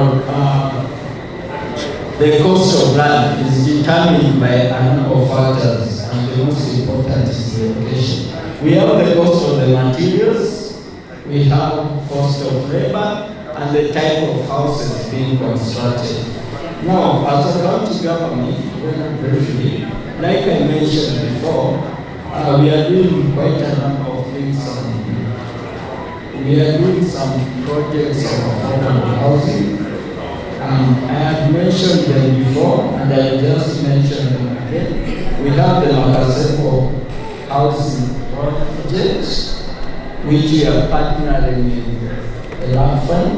We have the Anderson of our housing project here to start, which we are partnering with Laptas.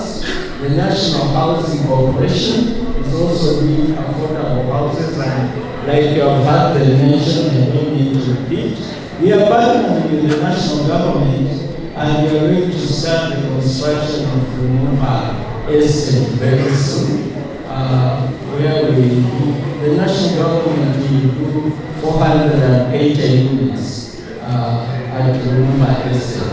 We have tenants at Lumumba right now, and like it was mentioned with our friend from Mombasa, and what we did with Makasepo, normally there is a relocation action plan that has to be taken into account when you are moving people from one place, relocating them or getting an cutting site for them so that they leave room for you to do the housing. And of course, it was mentioned by Lawrence, we have in our midst the Carolina Cooperative Society. It is actually the only housing cooperative that has come to us as a county government requiring that we partner with them. And we are in very good discussions with them where we are engaging potential financiers to come help them finance affordable housing. And this is how that one works for individuals and cooperatives who want to venture into the affordable housing. There are people who come to construct. They build, design, and construct. What you do as an individual or as a cooperative is you provide land, okay? When these people construct there, you get a ratio of 30% for you who's provided the land and 70% for the investor, so that they can be able to recoup their investment there. Now, when we are doing that, both parties will sit down and agree on how they want to share that. But the bottom line is, as you get into affordable housing, right now we are focusing on the vertical space so that it also brings down the affordability. Some of the incentives that we are giving as a county government, I've had so many people ask about that. One is land, but you're not giving just about every land. Yeah? When you come with your proposal and we sit down and we look at it, then we will determine whether you can be given land or you purchase your own land to do that. Because some people come in the guise of wanting to do affordable housing, but really, when you look at the cost that they will be selling those houses, you find that it is not affordable. It is exorbitant. So there is no need to incentivize them because they are normal business people and they can build their houses anywhere and sell at the market price. We have, as a county government, I saw ICF on site here and they will bear as witness. We are partnering with them. They are doing some very good modern houses for widows within the county, and we are very proud and appreciative of them. So what did we do as a county government? We waited for them the approval fees. So they brought the plans, and normally when people charge for those services, we very much honor because they are doing, the first batch was around 12, now they are doing over 30, okay? And we have with them here, maybe they will share with us more about what they are doing to the communities. Now, I invite my colleagues here to also chip in and 5 minutes each, then you can go to the question session. Thank you. Thank you.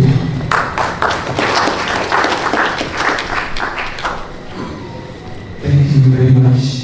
The convenience of this particular forum is very insightful, and as Habitat Family, we are very proud of associating such symposium and forums that talk about housing.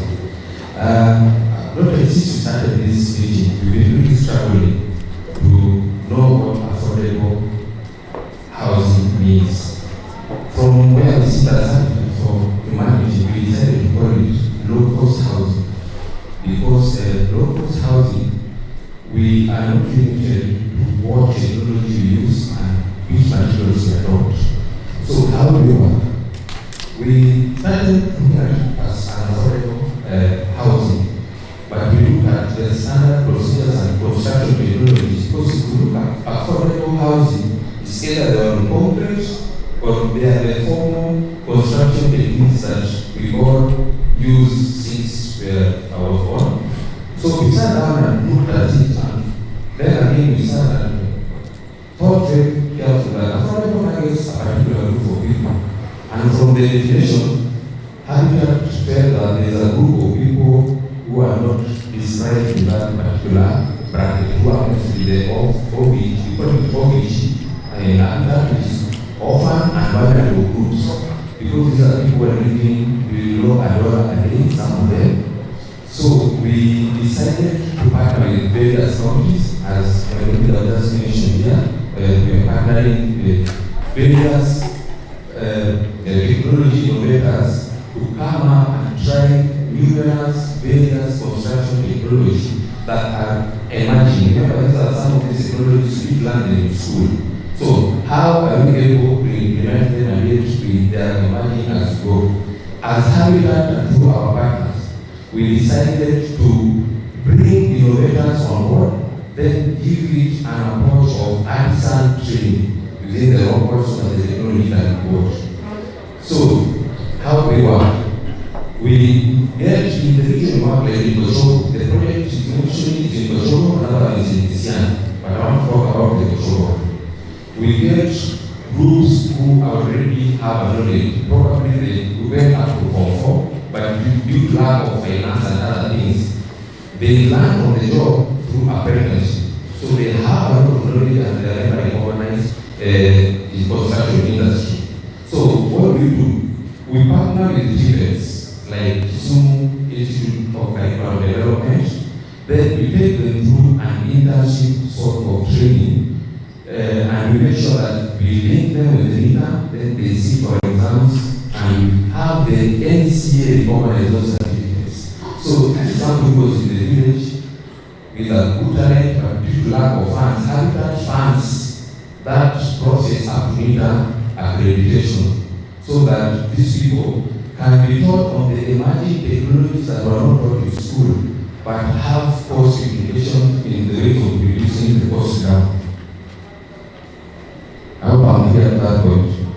So, because the 180 people who are living beyond the periphery of the urban centers, these are people who are widows, orphans, people with disabilities. So, we create MOU with various county governments on how we work together with our partners, as they mentioned, showed previously. So, what do? We have our role, we fund the project. The partners bring the technology. The county government takes the responsibility of waiving any other related cost fee. So, by avoiding all this fee, we are bringing the cost of the construction below. I don't want to call it affordable because our projects are 100% targeting somebody we assume doesn't have anything. So, through technology, we've been able to do a lot in Kisumu, in Tanariva, in Laikipia, in Homa Bay. Then we also go through appropriate technology or alternative technologies within the robots. Like if you go to Homa Bay, what we do, there's a lot of trees that are being produced. So the people we are constructing houses for, we make sure that we get the local government officials free. We don't need to get stones to construct houses. Again, we train youth groups, both women and youth, on production of ISSP, interlocking several soil blocks. After training them, we donate equipment to them. Because if you train somebody, you don't donate equipment and then there's no market to fail. So what we do as Habitat, we make sure we train these youth groups, donate ISSP producing machines, then we become the first client in partnership with the county that we buy with them. So we train them, we funded them, we fix the machines, and then we are the first client. It will be very easy for that technology to be transferred because there are still our houses that are being built. If you go to Tanariva, we are going extraordinary way. We are even using locally materials and technologies ranging from around the earth. We are doing timber houses because the people we target, we cannot afford. There are so many. In fact, people are outside the description of affordable housing, and so many that the people are within the bracket of spending. So we are trying to come up with very affordable technologies at very local level to address the housing technologies. Then I'll talk briefly about the research. We are working very closely with KEMRI and AAA, again, to come up with what we call healthy housing. I know there are affordable houses that may not be healthy. What we mean by this? Like what we're doing in Oshogo, where there are rivers and they're very prone to malaria. So we are coming up with innovations that are better proof. We have houses that have been fitted with better proof technologies that prevent insects and other vectors coming in that may cause disease-related complications. And again, I also touch on technical design. After we've done our research on the type of people we are targeting, we are then partnering with the Architectural Association of Kenya by empowering the students through competition and design based on the GOR that we share with them, to give them a platform so that they can compete and give us what they feel works best, so that we need improvement, we can improve. I think that is what we can have there. Thank you.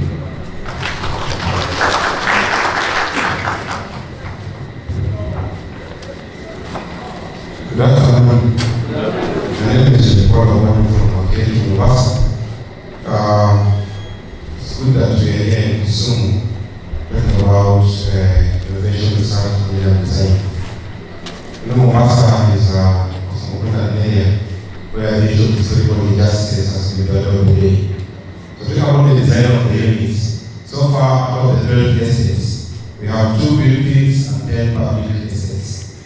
So far only one, that is Pakistan. What did we do? Number one was to organize the community to be able to conduct research and enumeration to know the number of people, their lifestyle. And what did we find out? Number one was that 4% of the population between Pakistan and Media Estate are persons who are able differently. So the question is, the design of those units, are they accessible to that particular target? Second, we found out that 24% of the population actually earn below 10,000 machines. Now, if you put a babysitter, because that's the population are given at 800,000, and therefore university students or college students, what are we talking about in terms of affordability? Because I like this data to argue about my situation in this house in Nigeria. And 3, what is all that those who earn more than 40,000 and above are actually 5%. So, the great example of being what lesson do we draw from that? Is that one, we may get the county government first. There's no rush. The University of Nairobi commenced a study, and it was premised that this housing agenda, called urban renewal generation, should be done on public land. Now in Pakistan, even the government is not even aware of the That's how as a year 2, we did a research. Housing for. So if you need a copy, you have a few copies, because we need to define what are you talking about. And I think what was said in the morning, we need to be very clear. What do you want to do about this housing agenda? It's about brick and mortar. It is a very stupid idea that we need for the government to come and houses for us. Please stop that. Let us rethink and think on how, depending on the situation, what are we doing in Mombasa County? One, currently there is AJS model to be able to bring structure owners and landowners to negotiate. And currently we've got 5 settlements where landowners have agreed to actually negotiate with the structure owners. That way, they're able to avoid litigation and they're able to bring national commission to bring the county government in a round table sitting and agree what modes for them, very well that is private land. Ask your neighbor, is that okay with your head? Secondly, what we need is to be able to conduct research, to be able to organize communities, to be able to understand where the land they are actually occupying. Is it public, private, or community? And if it is private, we've had about 4, I think yesterday was the 5th case that we've won in court. But how can communities be able to go the community land way rather than private trade, how they can be able to do housing their own way? Because the idea for Mombasa is, how do they have an opportunity and a platform to be able to improve on housing on their own? So you earn those ideas come from the community themselves. Because apparently you are sharing with the director that you are very lucky in Kisumu that the CEC is a doctor. But in Mombasa, our CEC understands something about land. He was a former handler. Not really disability, but that is our problem. So we have to deal with the legislative function first before talking about land. So what do we do? That we have to research, we have to write, we have to document, take to him, mobilize for him to engage. With that, address the housing question. Now, we've stopped the situation on housing in Mombasa until we have a conversation. And here the issue we help with was that the Landlord's Amendment Act is our biggest monster after IMF. They seem to take away the place of the National Commission, who actually have a role in the issue of defining the land question. So if Pakistan is on private land, and everybody is happy that we have to benchmark in Pakistan, what do you have to benchmark? Where an independent body is not even functional. And then also again we realize that we have a role to play here and here. The last thing is that, what are we doing? Number one, we mobilize the artisans and the masons in Mombasa County. First, to be part of the county planning, that they are recognized that, because they are the ones who do the work. But are they part of the equation? No. That's what we're doing in Mombasa, as an innovative way of ensuring that there is inclusivity, that at Voltaire makes sense in what we're doing about this housing agenda. Forget about the sex papers that we want to do buildings which are very flashy like in Dubai, but in real sense is no inclusivity. Secondly, we're grasping the issue as an innovative way of ensuring that those who work for the county and national government do not get the tenders that are in place. Because the former CEC is now an entrepreneur, one of the states in Mombasa County. So it's about them and them and them. What about us? Third, what we are doing is that we are having exchange programs to room and policy to learn communities. What is happening in other areas, so they can come and share that experience with the government of the day.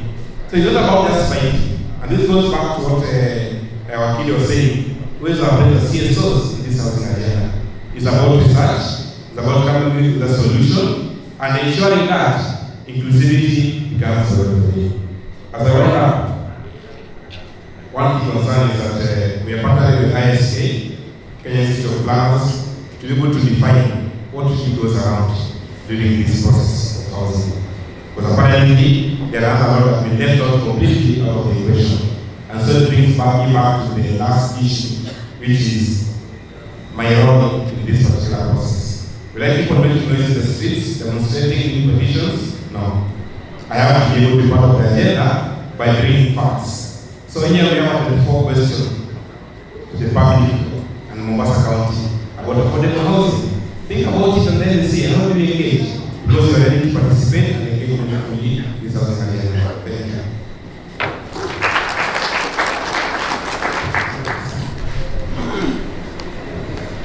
Thank you. I think I should just say that everything has been said. Mwenzetu mmoja alikuwa na hii Biblia yetu ya Kenya nakala ya Kiswahili. Bado yuko? Because we must always watch your arguments. Nduga pia ni ngumu.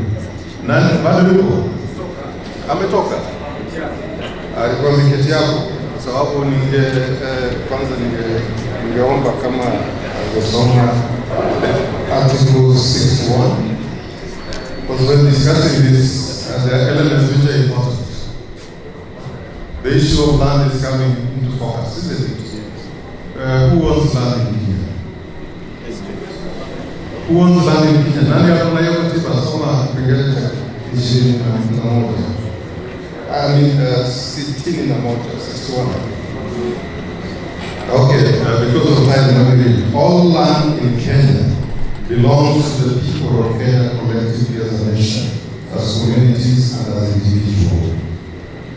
All land in Kenya belongs to the people of Kenya collectively as a nation, as communities and as individuals. Should we be having landless Kenyans? I don't have an answer. Kwa Kiswahili ingekuwa ingeingia vizuri sana. So when you go back, look for your Bible in Kiswahili, the Bible ya Kenya inasema mambo ya Kenya. Alafu soma. Pili, one of maadili among those principles which we already discussed and agreed upon. Because when we know them, then we know how to actualize them. You can only demand for that which you know. Principles of land policy. One is land in Kenya shall be held and used. It shall be held, used, and managed in a manner that is equitable, accessible, productive, and sustainable, and in accordance with the following principles. And only two: equitable access to land and security of land rights. Tunaelewana? Where's CDO Ombe? Where's CDO Ombe? Tunaelewa kabisa? Hiyo ni too much. So I wanted just to bring that before then I come to what essentially then we were focusing on. I say this is the part of looking at what innovations we should be dealing with. And the very first thing is innovation cannot occur without research. Bila utafiti hakutakuwa na innovation. Ni kweli ama si kweli? Bila research, bila utafiti hakutakuwa na innovation. Na saa zingine tunafikiria tunahamia kwa other technologies bila kuangalia hata zile zetu za kawaida, the traditional ones. So you could be running away from what actually works and jumping onto what does not work. And I like all the concepts which have been mentioned and all that. Of course, you've seen affordability means. I liked what the county government's explanation of all that. And the fact that you're marking it at 30% of the income, household income. The assumption is that there must be some income there. And the social housing, you've been told, it must be done, those who don't actually have. So that income does not even exist. So even before then they start talking, okay, then we are going to make this case only 30% of the income, they should cater for it, for the housing. There are exceptions, there are cases where that income does not exist. And I'm saying, as you think of other ideas, let us revisit where we were coming from. I want to give you an example of my case. After putting up my own, maybe let me say that. I know you understand what that means. So by the time I was doing that, and it was done during the categories and all that, So I say that I want to do it the new way. There must be some danger, not there, because there must be food. No? There must be this. It took me a lot of time to get somebody who could even make that. Actually, I got the pastor in school. And after I got the pastor in school, he did all the truth. Then he took the photos and gave to somebody who can play with them. Two, in other words, look, even the thatch, because I was putting up at my house on a hilly place, where when growing up, I used to see people come and didn't even get the thatch. When I ended up to me, because it is this kind of grass. I don't know in English it's called what, but in the Luo it's called goe. Mimi I'm a traditional boy from that village. It's called goe. Goe, who are the scientists here? Lungoe. What is it in English of this way? Huh? What? Yeah, okay. It's a very nice kind of grass, thatch, that when it is dried well and you do it, my friend, each other kind of roofing, you cannot measure this. But that no longer exists.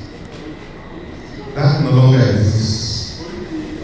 We attempted to help, because there are some communities where we can go and try that. And you say, there used to be brick making here. Brick making. And they say, only poor people use bricks, burnt bricks, to construct permanent houses. You get what I'm talking about? So I'm also appealing because in terms of the attitude, the approach that we use, to ensure that we also do not discard everything. There are things which are less expensive, which we can also use to ensure that we actually bring this housing issue on an easy manner. I like the aspect that the other counties are doing, and in fact, if that partnership you were saying with the national government, that they set aside land, that then the development of this social housing, affordable housing, low-cost housing and all that can be done. Those could be very good intentions, but what that was Calvin, the guy who was there, who was asking, what should be done so that we do not repeat ourselves? This cycle of coming to a site and saying, you guys, just move aside a little. We want to construct affordable housing, slum upgrading programs. I witnessed the Nairobi one, the Kibron, at the time I was still shelter forum. I witnessed that. So by the time you say, just move aside and let's construct this, you realize that one thing that we do not get right is how do we protect those who are there and being told to move. Because the moment they move, it's like we're forgotten, we're moving on. They sort themselves. So what mechanisms, what instruments? I think that is the question we must get right now. We must get right, because even when we are talking about the affordable housing and all that, many Kenyans, what friend Elvis I used to say in his play, Makari Akioro, that they'll cry in the toilet. They'll cry in the toilet. Kwa sababu unaambiwa toka tutengeneze alafu mtaru. Mwishowe kumbe wanaangalia ni wakina nani wanarudi pale? Hawapo. So what can we do to safeguard the Housing Rights Coalition? What we are advocating and all that, and we are encouraging, I think we must take responsibility as communities. Kwanza umesikia nilianza na the main pillar on the land, the constitutional anchorage. Ardhi yote ni yetu. serikali kama wanasema ile public land, it means mimi mwenye sina title yoyote nina title kwa hiyo, si ndio? So tunaanza kusema ni aje, ni vipi tutakuwa sasa wenye wako katikati, wako ndani, kama planning is being done, kama design is being done, kama construction is being done, and kama maintenance is being done. So that is very, very important. There's a model that we try and all that, of course facilitated by the community organizers that the grassroots trust and other organizations are training, so that you ensure that the community evolves and leadership, a trusted leadership. By the way, because some of those leadership, they emerge, then they are negotiated out. Once they're told, wewe utapata nyumba, achana na hii mambo, wametoroka, mnaacha wataa, sasa.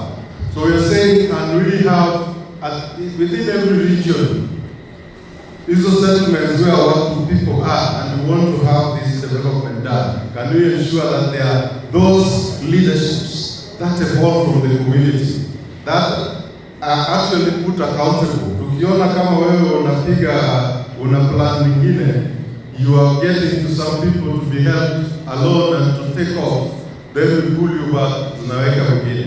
Na hiyo ni committee.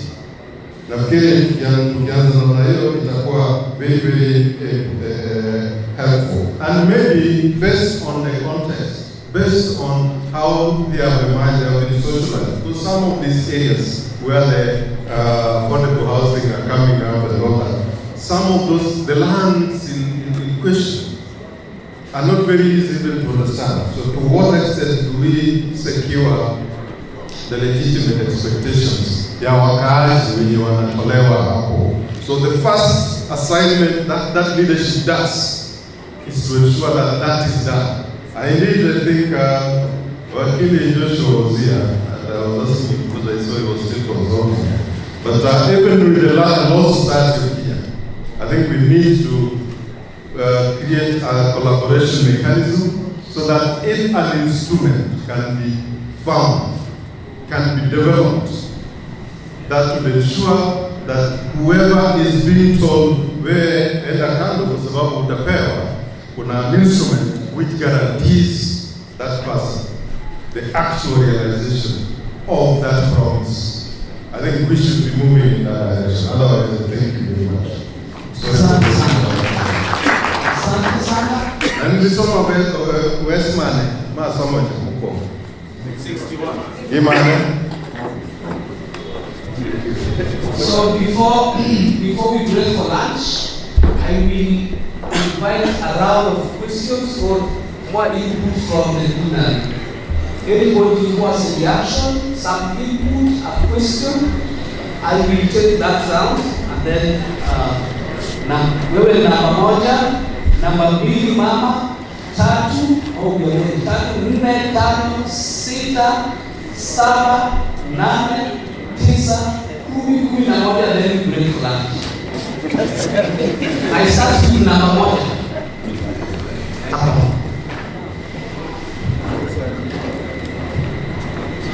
Thank you very much, ladies and gentlemen. My few questions are this. One, we have really dwelt very much on affordable and sensitization. Is affordable being used to entice a person who cannot afford, and tomorrow he will be evicted? Is it on use as an enticement? And on that note, is there any rigidity? Who have you asked and said he doesn't want a affordable house?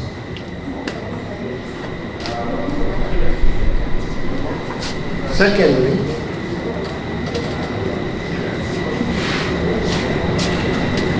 it is just one maybe, and may go along with it. Is eviction inevitable next to this because it has been synthesized? You have been informed, you have been told, you did, and nobody has never said, I don't want affordable house, and it has only asked how many who want, and those who do not. Can you just learn that one? And one final thing, and maybe a governor tomorrow, leave alone know, he will leave. And I say in Kaloleni, I don't want affordable house, I want high rise. What will I do with that position when Kaloleni is next to the town and the governor wants a house of his type to make his town look like a London? Asante sana mzee, nafikiri Fred amenakili swala hilo kamili, na ni swala inasumbua watu wengi, sio wewe tu. Asante kwa hiyo mama. First, I begin with input. According to the question you asked, how can we do this? We should involve the community at initial stage when doing things like affordable house, because we are doing them for the community. They participate, they involve, they own that project, then they will sustain it. Another thing, by doing so, you are preparing the community and you are creating a fair atmosphere where everybody benefits. At the same time, you are preparing the youths who are seeing what you are doing for a brighter future. Question. Hii question nauliza ni ya gender equality. When are you going to work it out? Even right now you are sitting there for me. But when it comes to eviction,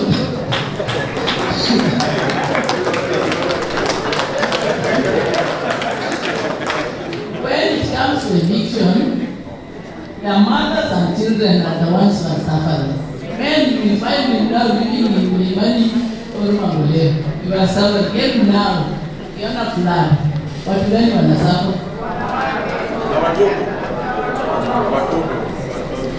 Yes, so you have to be keen when doing this thing. I want to stress on this. Go back on the ground, do community mobilization, sensitize the community on what is about to take place. You can do it through chiefs. Even this program, you could take it to the community for public participation, whereby when you are doing something, everybody knows, everybody can tell you. Here is a place where we are calling into community housing. It is being constructed for the community, but the community doesn't know anything about it. Thank you. I draw support this line. For those who don't know, huyo na mama yangu Mama unatoka Okay, thank you very much. This is Jenna.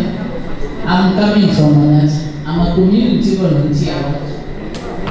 Makofi kwa mama.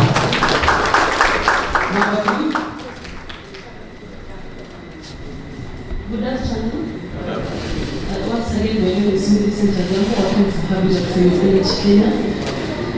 Housing as a right is very fundamental. For those who didn't know that a house is very fundamental, if you can reflect back during COVID-19 pandemic, when we were being told to isolate ourselves, we stay in the house. If you can have a quick reflection, what happened to those who didn't have those decent houses? You have a room that is not even very equitable. It is not very fair enough to accommodate the whole family. You have grown-ups in this same room. The same room is one single room, a very tiny one, acting as a living room, kitchen, bedroom, and you have teenagers in the house. If you reflect this in that sense, then you will know that people are suffering. As Habitat for Humanity Kenya, we don't really value a house as the four walls and the roof. It goes beyond that. If you have a house and you don't have other rights, still there's nothing. In our banner there is called Home Equals. We believe a home equals every right.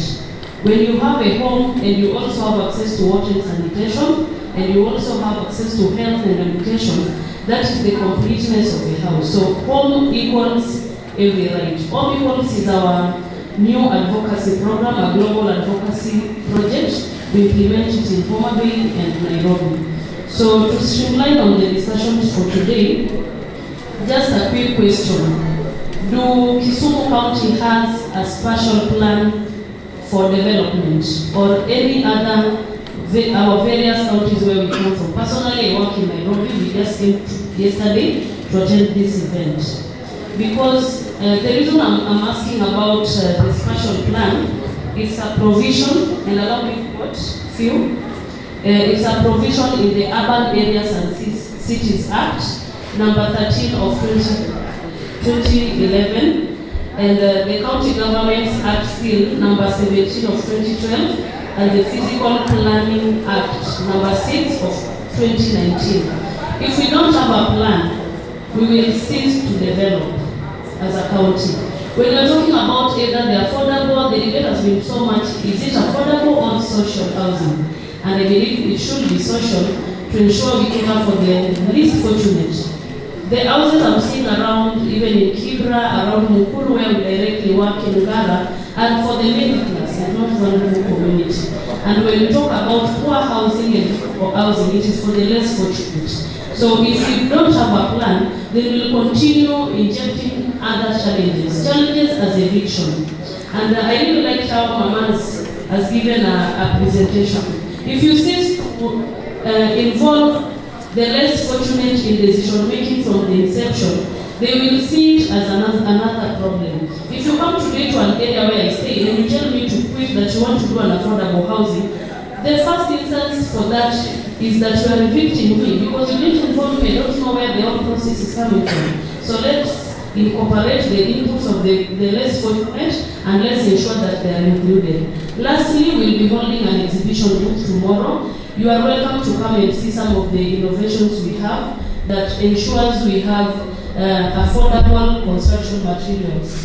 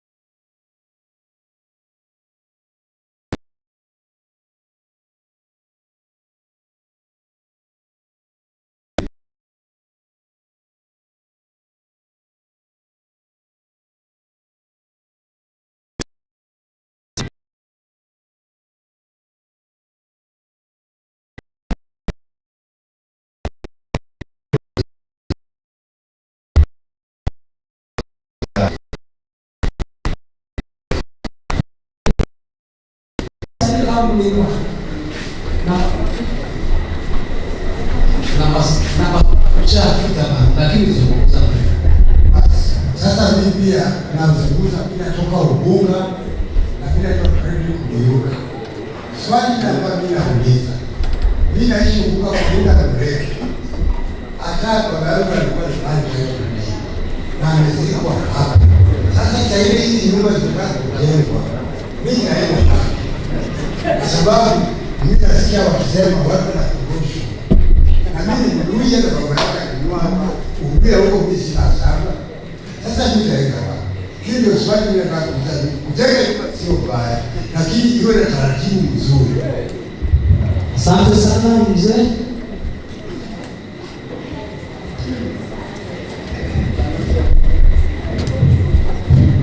Asante sana. Mimi naitwa Eliud Dhamudeni. Mimi ni rais za Ubunga. Nilikuwa na swali moja tu mambo ya affordable housing. Pengine kuna shamba kuna kila kitu, lakini wajili bado ni uwezo kwa sasa ile 30%. Kuna vile inawezekana, kuna ile inawezekana ambayo kunajengewa hiyo nyumba, alafu baadaye kujenga nyumba, alafu hiyo sasa watakata baada kujenga hiyo nyumba kwa mtoto. Okay.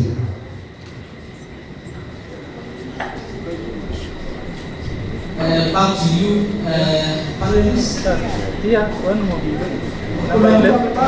Number 11. Mtu wa mwisho wawili. Sawa sawa. Mzee alafu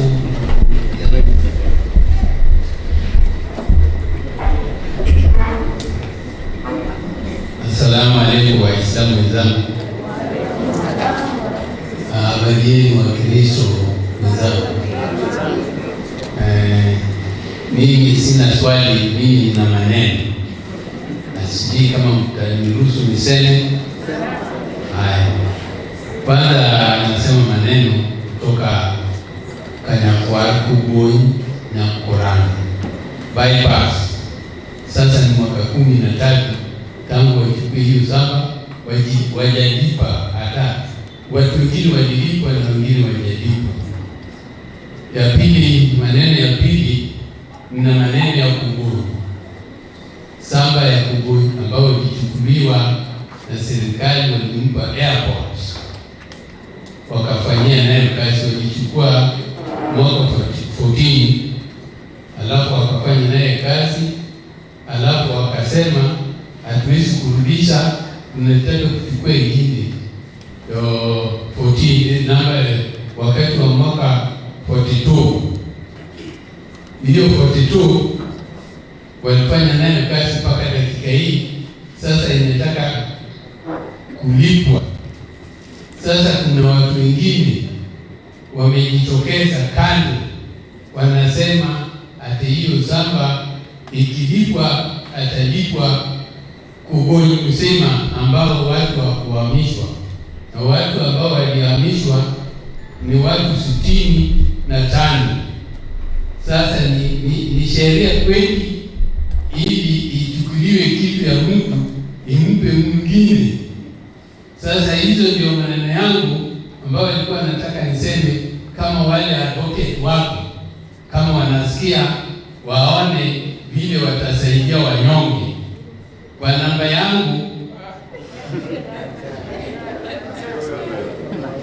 yangu ni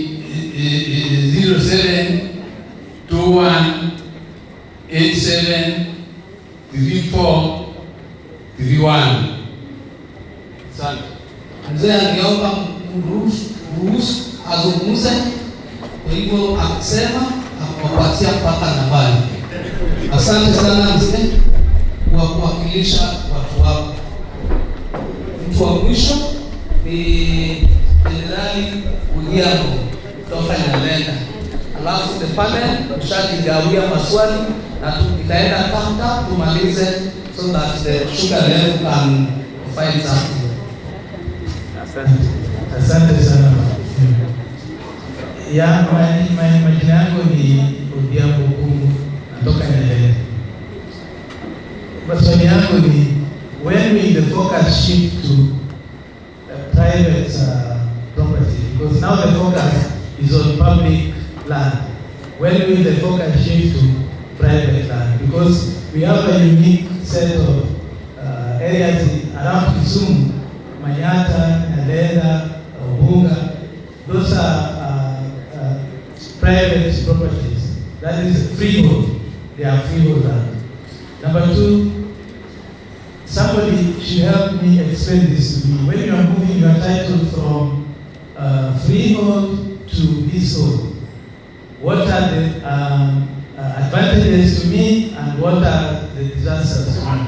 Please. Asante sana. Oh, okay, my issue from the residents of the region. There is a question when it comes to access to information.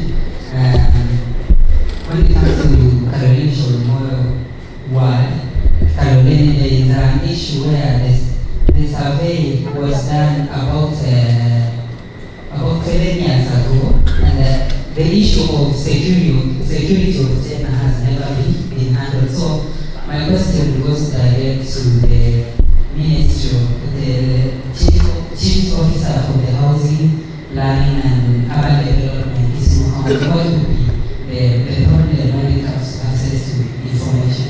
Is there something going on? Thank you.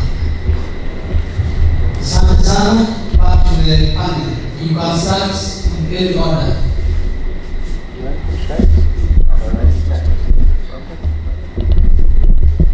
Thank you. Hello? You can hear me?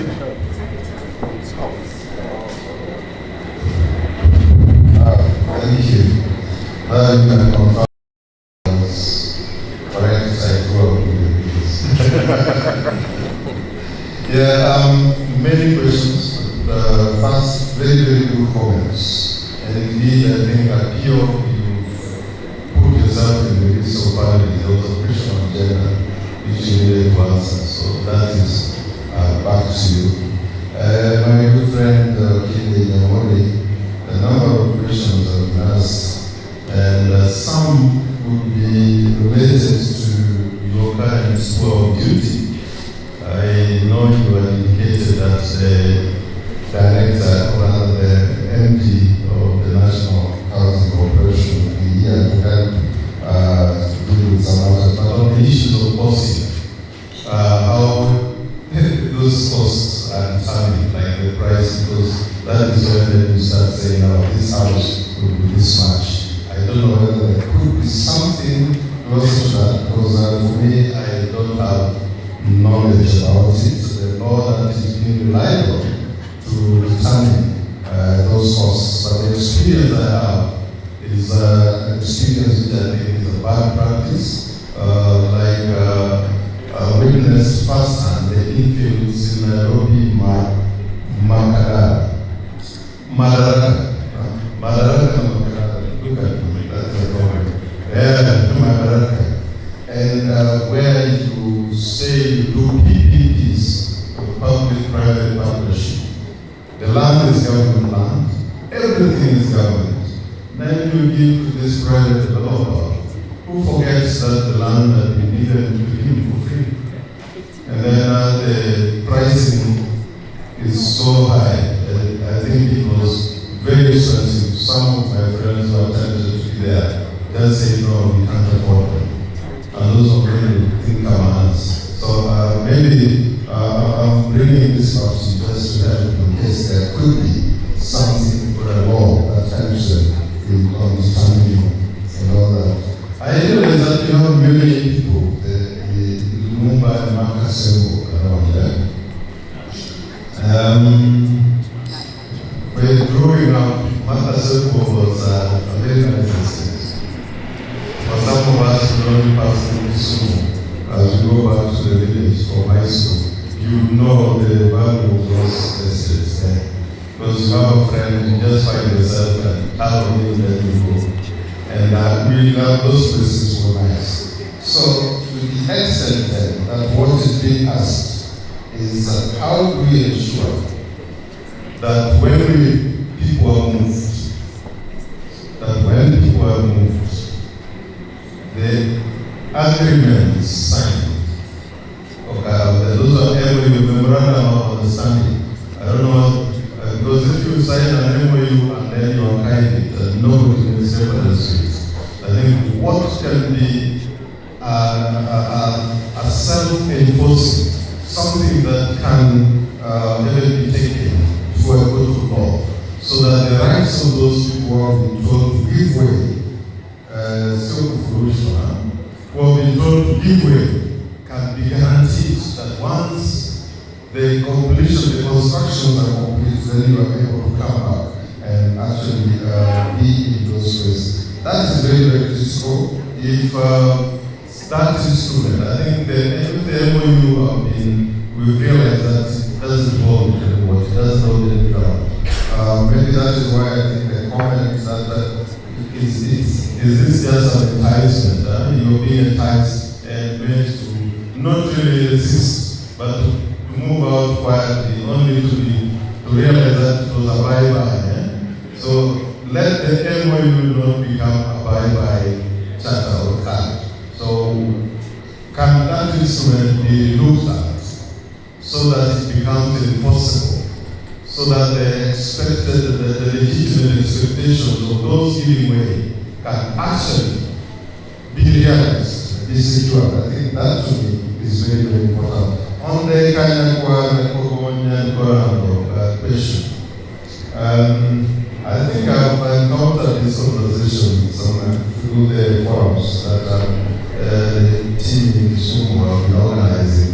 But also, I think, Joshua, I'm also coming back to you on this. I know you're so busy, but I'm still coming back to you because I know you also gave me some updates before on the kind of one thing.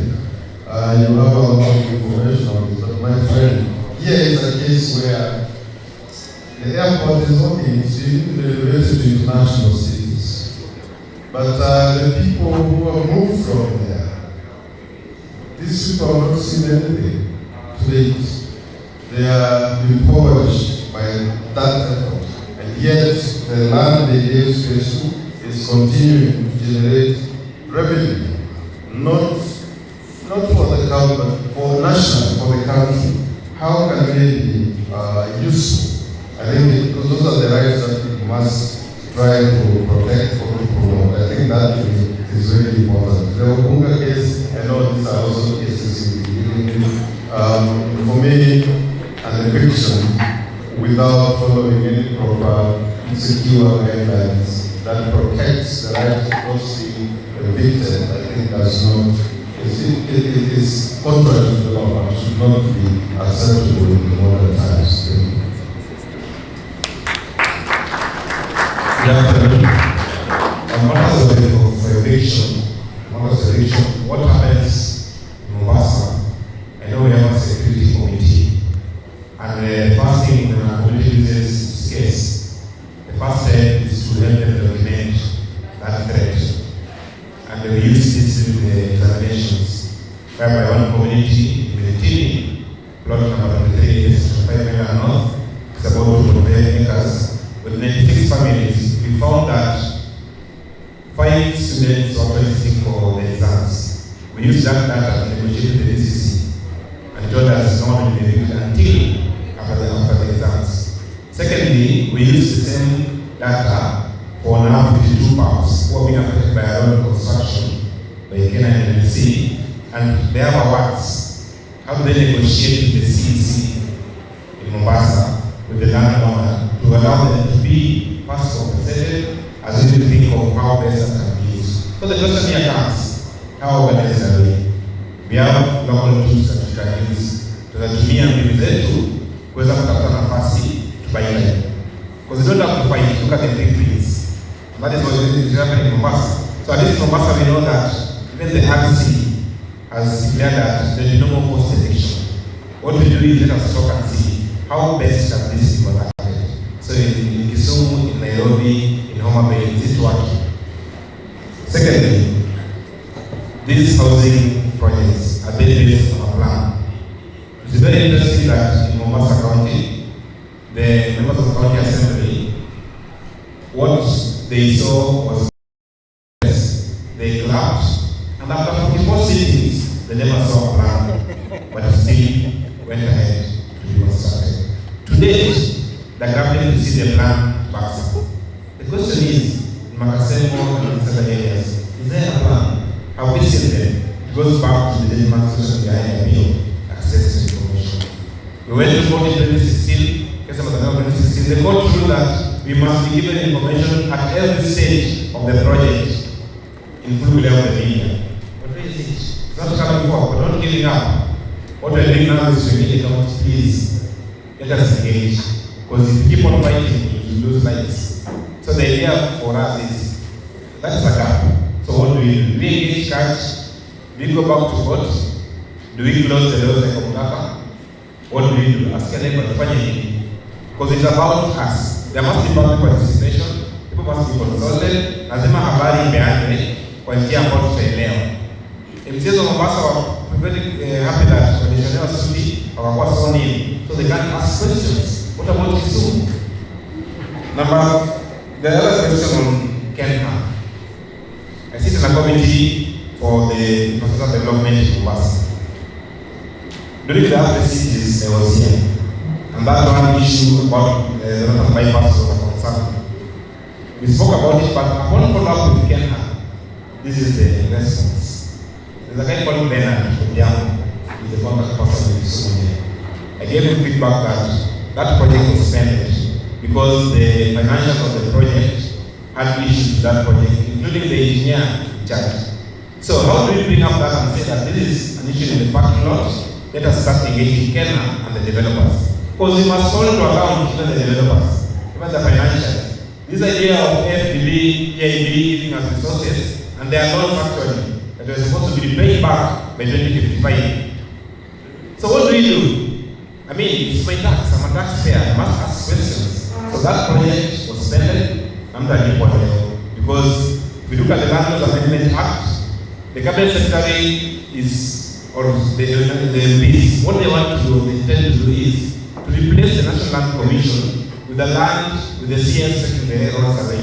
Then there will be a land acquisition committee. So if Peter, there's a problem. So after the model, that is the hard truth. And it's the only truth and the only truth. But what do we do? We can learn for this through appeal. Because we don't want to come to Kisumu and take over. Just appeal, here's the documentation. This is how we can work, and this is the person of Kenya that we can engage with to move forward. Lastly, I hear of claims on public land. Unajua shamba ya umma ni ya umma, sio? People think that interest yao itakuwa sawa pale. Now you think of going for maybe advanced possession, sio? You can't go for advanced possession on public land. You can't go for advanced possession on work land. That land belongs to the state. However, 21 comes back in question. So what is our claim? This is our class.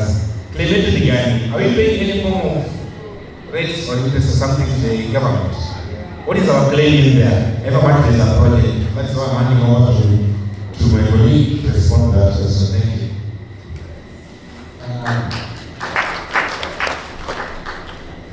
Thank you very much. Most of all the people who have asked questions from the plenary, I noted that most were comments, but there are also some which were questions that I feel we could respond to, like when the first Mzee spoke and he was asking a very pertinent question that is at Karole, and they are living the houses that they're living now, assuming one day the government says that he wants high-rise building, what happens? What happens then? Yeah? Actually, Kenya, you can't do things just, you can't wake up and make decisions. There are laws for everything. And we have the Physical Planning and Planning Act 2.2, where we have the zoning and ordinance. We also have the zoning and ordinance act. In Kisumu, we have zoned various areas within the city. And in the zoning act, there is restrictions to how many floors you can go up within the area. Like when you go up here, Kanyakwara Paju, being a flight path, yeah, somebody cannot just build going up. We have a limit as to how many levels they can go up. Having said that, there is a distinct difference between what people here are calling eviction and some of the things that are happening. Yeah. For the housing projects that have been done, and I've had a lot of questions on Marcus and a lot of concerns about that.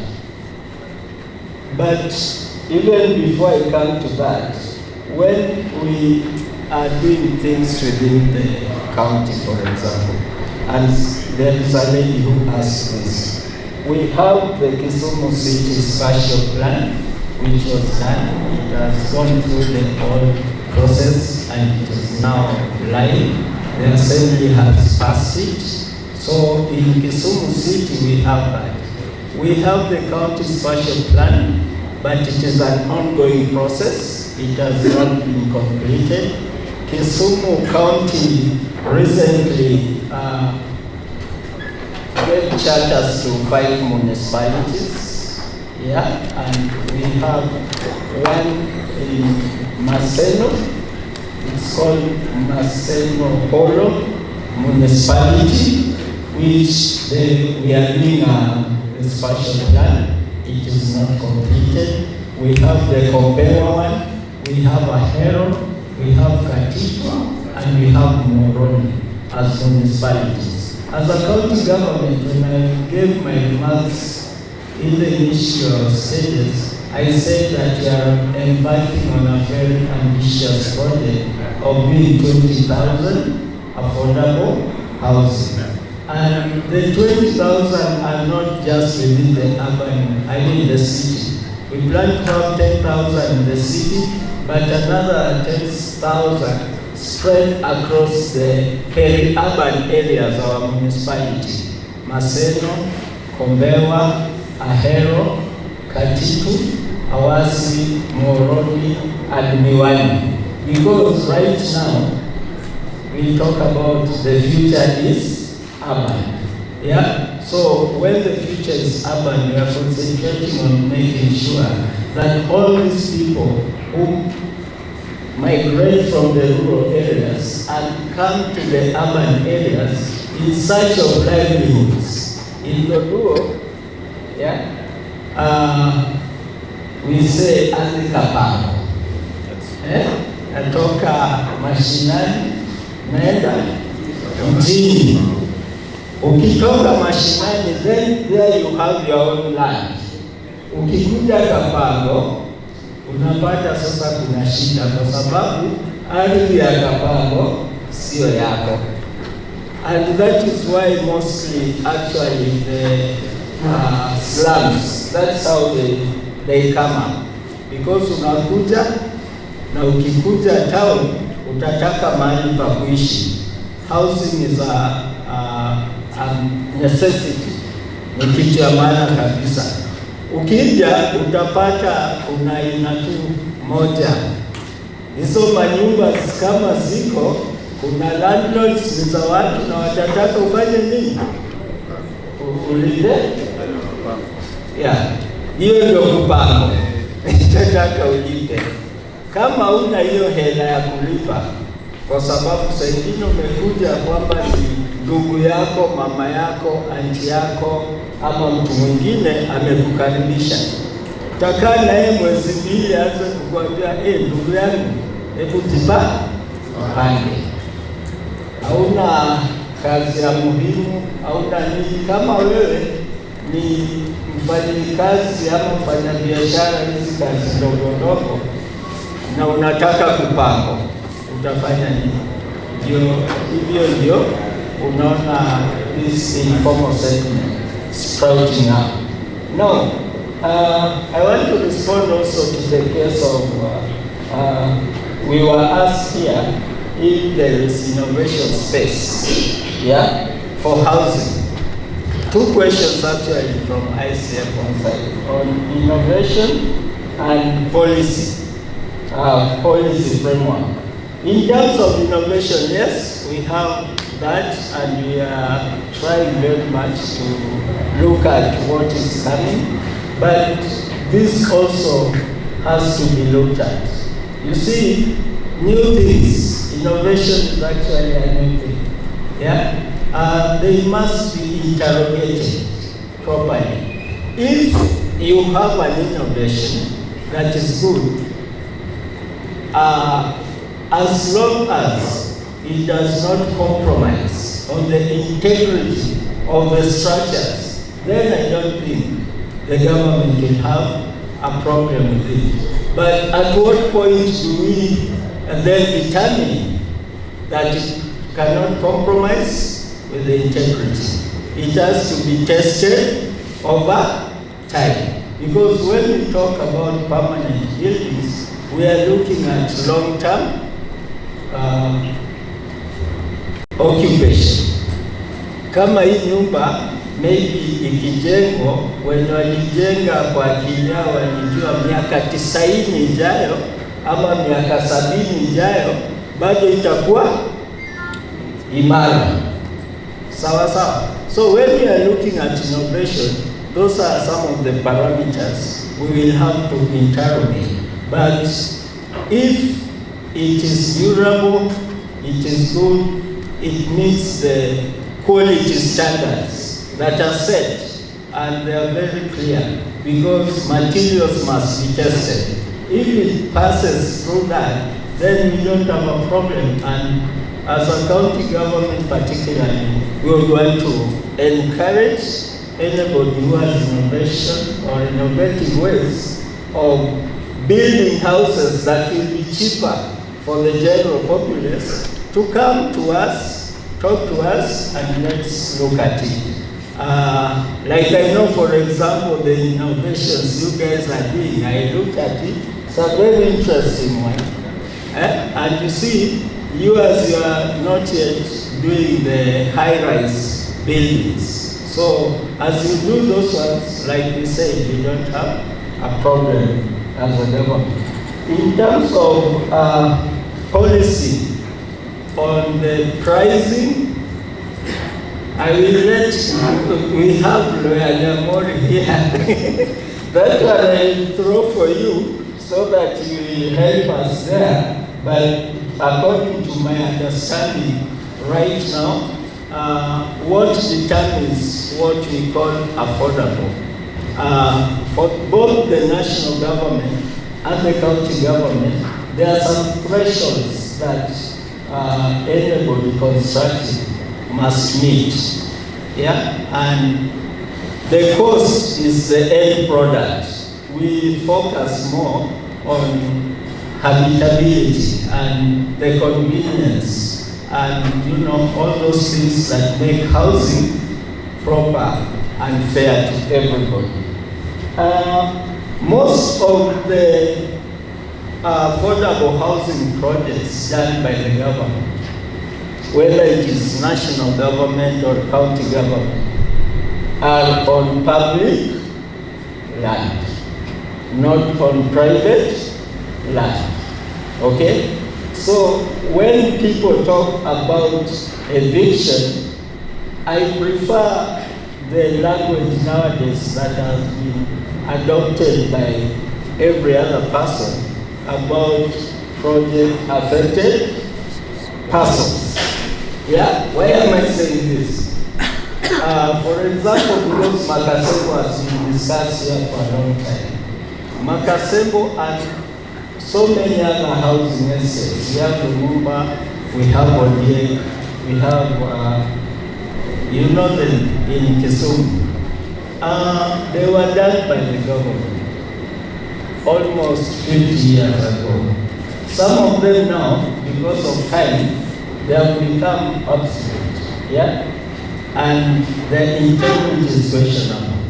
Most importantly, for Lumumba, Makasembo, even Arena, the roof that is on the houses, that during that period, people used asbestos to do the roofing.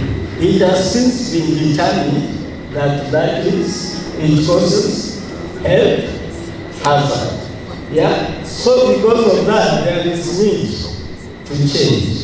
Yeah? And so even as we look at innovation, because even now, the kind of modern mobilities we have, it's also using almost asbestos, and yet it is modern. And we have to discourage those kind of things because of the effect they might have. So what happened is the people who are living or who are living in these estates are actually tenants of the government. Okay? The property belongs to the respective either county or national government.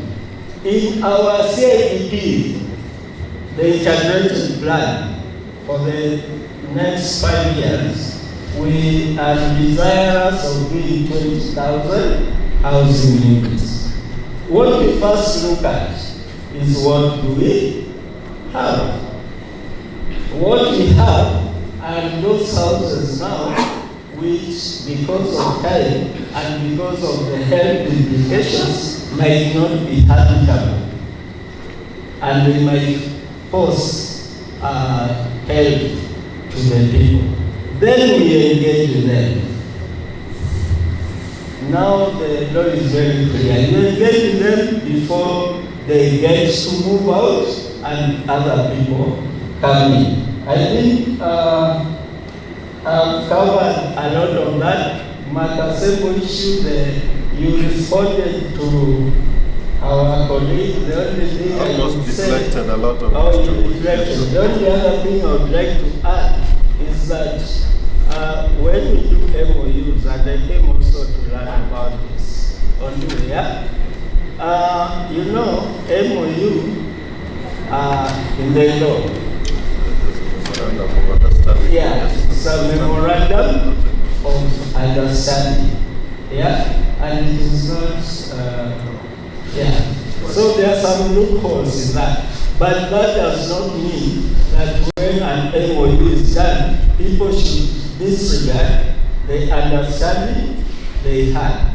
Okay? Maybe after MOUs, you can do MOAs so that now it can be executed in law in case one party does not meet what the other wanted. I think I leave there so that my colleague, for the interest of time. Asante sana. I hope ndugu atachukua muda kiasi. I will request ndugu Joshua that whatever we have given him, he responds when we come back from lunch under this the last session, because the Makasebo thing is coming up again. I know it's going to come up in this session. It is a hot topic, Makasebo, the Kanakwa, so we need to calculate and clearly see which way forward. Have you confirmed with him that his availability? Yes, we will confirm with him. In the meantime, we'll do shortly. Thank you. I think I don't have much to say because most of the questions were either county or national government related. I just want to give greetings from our national director who not make this forum because of other engagements. And I will encourage you that tomorrow you can visit our institution. As I colleague has said, we have a variety of different technologies that we will display. Thank you for listening to us.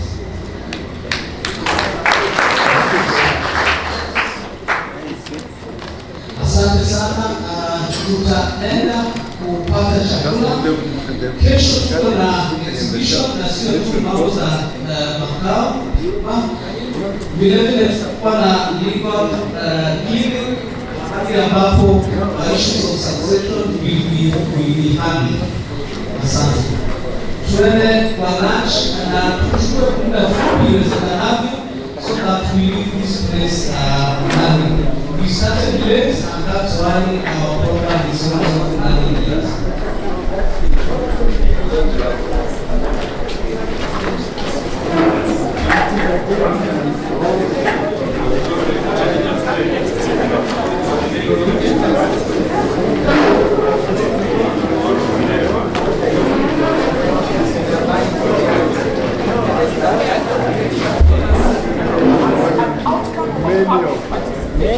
Many of them are there not being enforced.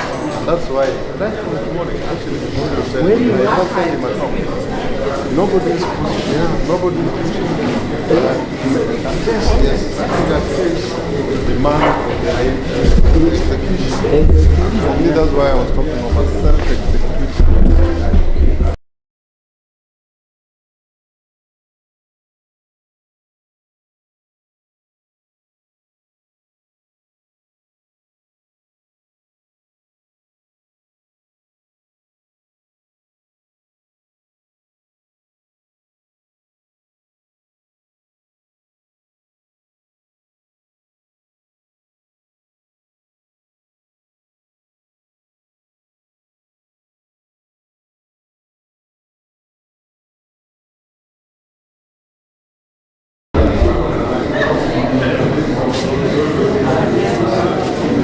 Yeah,